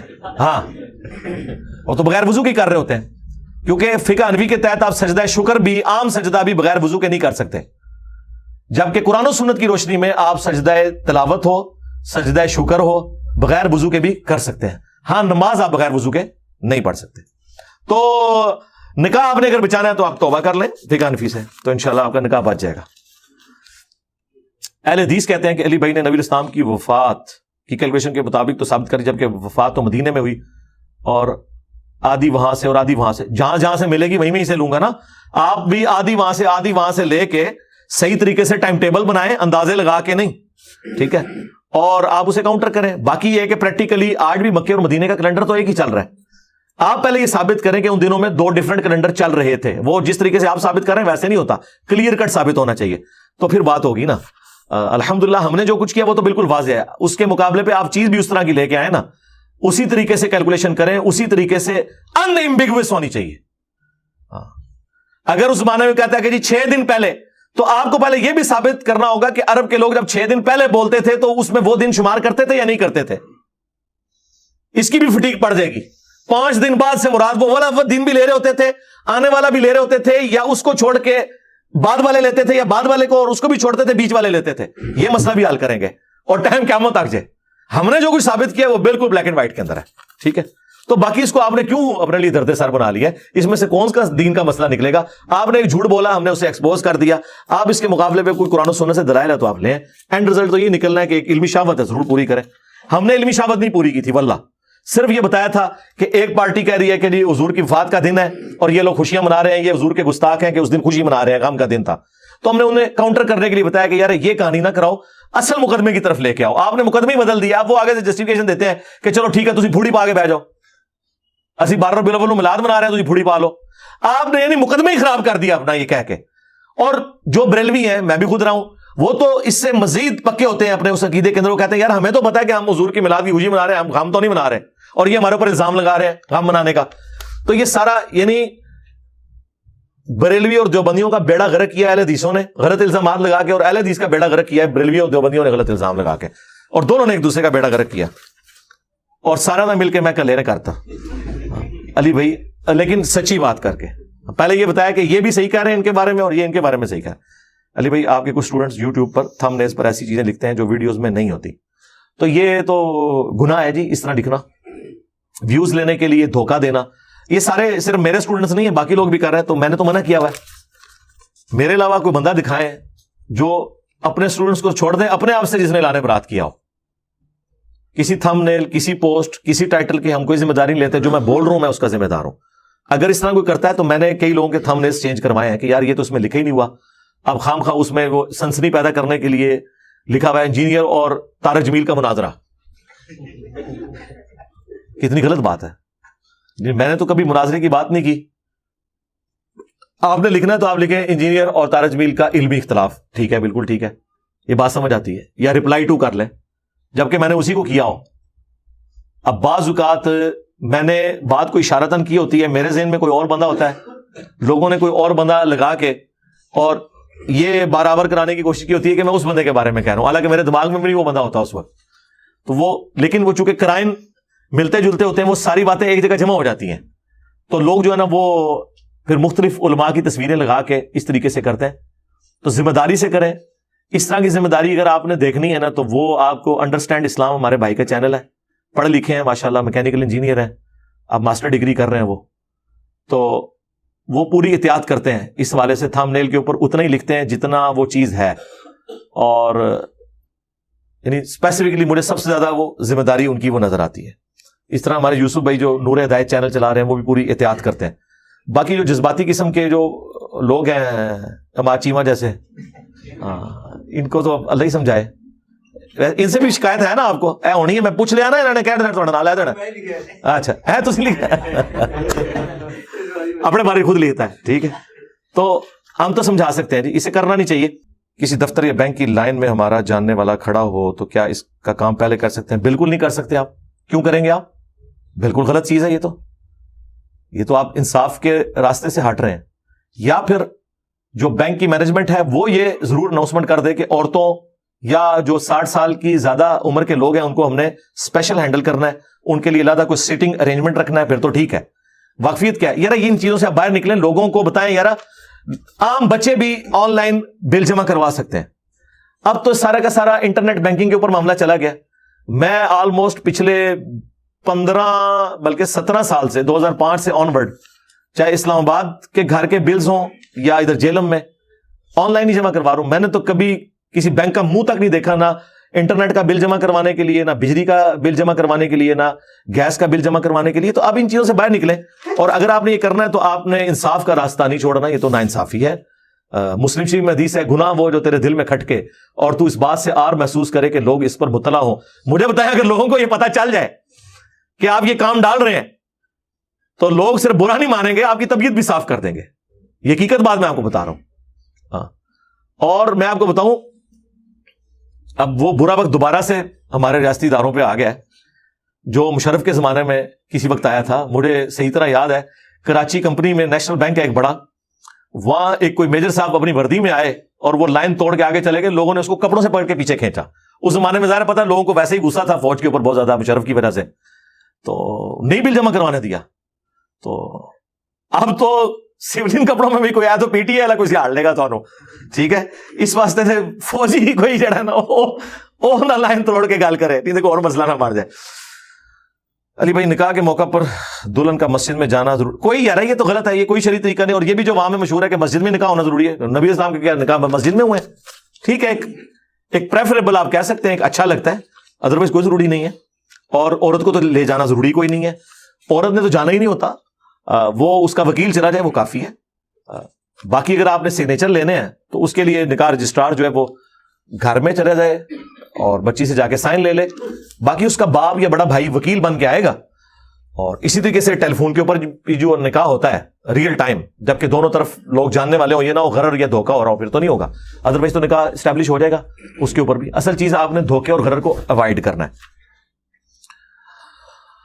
ایک حدیث مبارکہ کے بارے میں پوچھنا تھا کہ جس نے اپنے آپ کو پہچان لیا اس نے اپنے رب کو پہچان لیا. یہ حدیث مبارکہ تو کوئی ثابت نہیں ہے, لیکن ان پرنسپل تو یہ بات اپنی جگہ درست ہے. اپنے آپ کو پہچاننا سے مراد وہ صوفیہ والا نہیں ہے کہ آپ نے کوئی دل دریا سمندروں ڈھونگے اور اس چکر میں پڑ جائے. اپنے آپ کو پہچاننا یہ ہے کہ اپنے آپ کو پہچانا جو ہم کہہ رہے ہیں کہ کس نے میری مرضی کے بغیر مجھے پیدا کیا, اللہ نے مجھے کیوں پیدا کیا. سرکار یہ بھی سارے ٹاپکس ہم نے ہی ریکارڈ کرائے ہیں, دیکھ لیں. جو جن لوگوں کے بارے میں آپ کہتے ہیں نا اسلام کی خدمت کی ہے, یہ سب سے مشکل ٹاپکس تھے. انہوں نے زیادہ سے زیادہ آپ کو کوئی کہانی یا قصے سنائے ہیں, کوئی دینی باتیں کدھر ان لوگوں نے کی ہیں یار. کسی مشکل ٹاپک کو انہوں نے آسان ٹاپکس کو بھی ہاتھ نہیں ڈالا. ایون درود شریف کے اوپر بھی اگر کوئی کلیم کرے نا تو میرے ہی 50 سوال ریکارڈ ہے درود شریف سے ریلیٹڈ ہر تفصیل کے اوپر. درود شریف کے سنت سیگے کیا ہیں, ایک مجلس میں کتنی دفعہ درود شریف پڑھنا ہے. میں تو بلکہ آپ کو ایک میری ویڈیوز اگر کسی نے دیکھی, آپ کسی مفتی سے جا کے پوچھیں کہ جو درود شریف کا سیگا قرآن میں ہے وہ ذرا بتا دیں. میں تو انہوں کہنا 99% نہیں 100% لوگ کہیں گے قرآن درود شریف آئے نہیں ہے. لیکن ہمارے اسٹوڈنٹس کو بھی پتا ہے سبحان ربک رب العزت عما یصفون وسلام علی المرسلین والحمد للہ رب العالمین. یہ درود شریف ہے تمام انبیاء کے اوپر اکٹھا, اور انڈیویجول بھی ہے سلام علی موسیٰ و ہارون, ہاں سلام علی الیاسین, سلام علی ابراہیم, سلام علی نوح فی العالمین, ہے نا یہ سارے سلام. درود اور سلام انٹرچینجبل الفاظ ہیں. اس لیے نسائی میں حدیث ہے جس نے ایک دفعہ مجھ پر درود پڑھا اللہ 10 رحمتیں نازل فرمائے گا, اور جس نے ایک دفعہ سلام پڑھا اللہ 10 دفعہ سلامتی بھیجے گا. اللہم صلی علی محمد وعلی آل محمد. یہ انٹرچینجبل الفاظ ہیں. تو درود شریف کے سارے سیگے وہ ہم نے بتائے, کس موقع پہ کون سا درود شریف ہے وہ ہم نے بتایا, کس کس موقع پر درود شریف پڑھنا چاہیے وہ ہم نے بتایا, ٹھیک ہے, اور درود شریف کے اوپر کس کس نے ڈاکے مارے ہوئے وہ ہم نے بتایا. یار کون سا ٹاپک ہے. صبح شام کے اذکار کے اوپر مجھے کسی عالم دین کا لیکچر سنا ہے, جن کو آپ کہتے ہیں نا بڑے دین کی خدمت کر رہے ہیں, مجھے دکھائیں نماز کا پریکٹیکل. خالی نہیں کہ ہم اس طرح نماز پڑھتے ہیں, سینکڑوں حدیثیں پوسچرز کی علادہ سے, اور بیچ میں کیا پڑھ رہے ہیں اس کے علادہ سے نمبر ڈسپلے کیے میں 2 ملین کراس کر چکی ہے. وہ نئی والی ویڈیو بھی, ایک پرانی تھی 2012-13 کی شروع میں. وہ مسئلہ نمبر ریکارڈ کروا کے ہم نے وہ چیپٹر کلوز کر دیے ہیں جو آج تک نہیں کوئی کر سکا, سٹارٹ بھی نہیں لیا کسی نے. باتیں ہمیں کرتے ہیں کہ انجینئر صاحب جو ہیں وہ ہر وقت توحید کو لے کے بیٹھے رہتے ہیں, اور انجینئر صاحب ہر وقت بنو میاں کو لے کے بیٹھے رہتے ہیں. سرکار جب گورا ترقی کر گیا تو وہ ناسا کی شٹل ہی بھیجے گا نا. ہاں 2 وقت کی روٹی تو غریب لوگوں کے مسئلے ہیں. تو ہم تو الحمدللہ کتاب و سنت کی تعلیمات کی روشنی میں پورے چیپٹر کلوز کر چکے ہیں, پورے کا پورا دین 14 سالوں میں بیان کر کے. اب تو ہم تحقیق کریں گے اور تحقیقات میں آگے بھی چلیں گے, کیونکہ وہ چیپٹرز کلوز کیے ہیں. اور اس میں نے پچھلی دفعہ میری ویڈیو اپلوڈ ہوئی تھی کہ میں نے کبھی بھی کئی سالوں تک اپنے سینکڑوں لیکچرز میں کسی عالم دین کی نہ تصویر نہ نام لکھا, اپنا مقدمہ عوام کی عدالت میں رکھا. تم لوگ بھی جڑے بڑھو نا, اپنا مقدمہ عوام کی عدالت میں رکھو. مفتی تقی عثمانی صاحب سے حیات النبی پہ لیکچر ریکارڈ کراؤ, مفتی منیب الرحمان سے ریکارڈ کرواؤ. میں دیکھتا ہوں کہ 5,000 سے زیادہ اوپر ویورشپ چلی گئی. اگر گئی تو سمجھو ادھے میرے اسٹوڈنٹس نے. میری فوٹو نہ لاؤ, دسو تھوڑا مقدمے کو نہیں سنتا. اور یار ٹی ایل پی کی پریس کانفرنس نہیں ان کے اپنے ماننے والوں نے سنی, جو آفیشیل پیج سے اپلوڈ ہوئی ہے. میں نے ٹی ایل پی کے اوپر بات کی, اور دیکھیں میرا حوصلہ, اس دن بات کی جس دن کے اس لیکچر کی ریکارڈنگ سے پہلے تیسرا بندہ ہم پکڑ چکے ہوئے تھے. ہونا تو چاہیے تھا میں رگڑا نکال کے رکھ دیتا کہ اس کے رجسٹر کے اوپر ٹی ایل پی کا نام اور تحریک لبیک کا نام لکھا ہوا تھا. لیکن آپ کو میرے نہ کہیں کانفیڈنس میں کوئی کمی نظر آئی, نہ کہیں میرا کوئی اندر کا غصہ نظر آیا. میں تو قابل رحم سمجھتا ہوں ان لوگوں کو. اصل ان کے مجرم وہ ہیں جو ان کو ورگلاتے ہیں. لو جی تھوڑا پورا تھدا میں مکا دیتا ہے. کوئی ایسا بندہ جنہیں پرچی لکھ کے اگے بھیجی ہوئے اور میں نے نہ پڑھی ہو, ٹھیک ہے جی, کوئی نہیں ہے.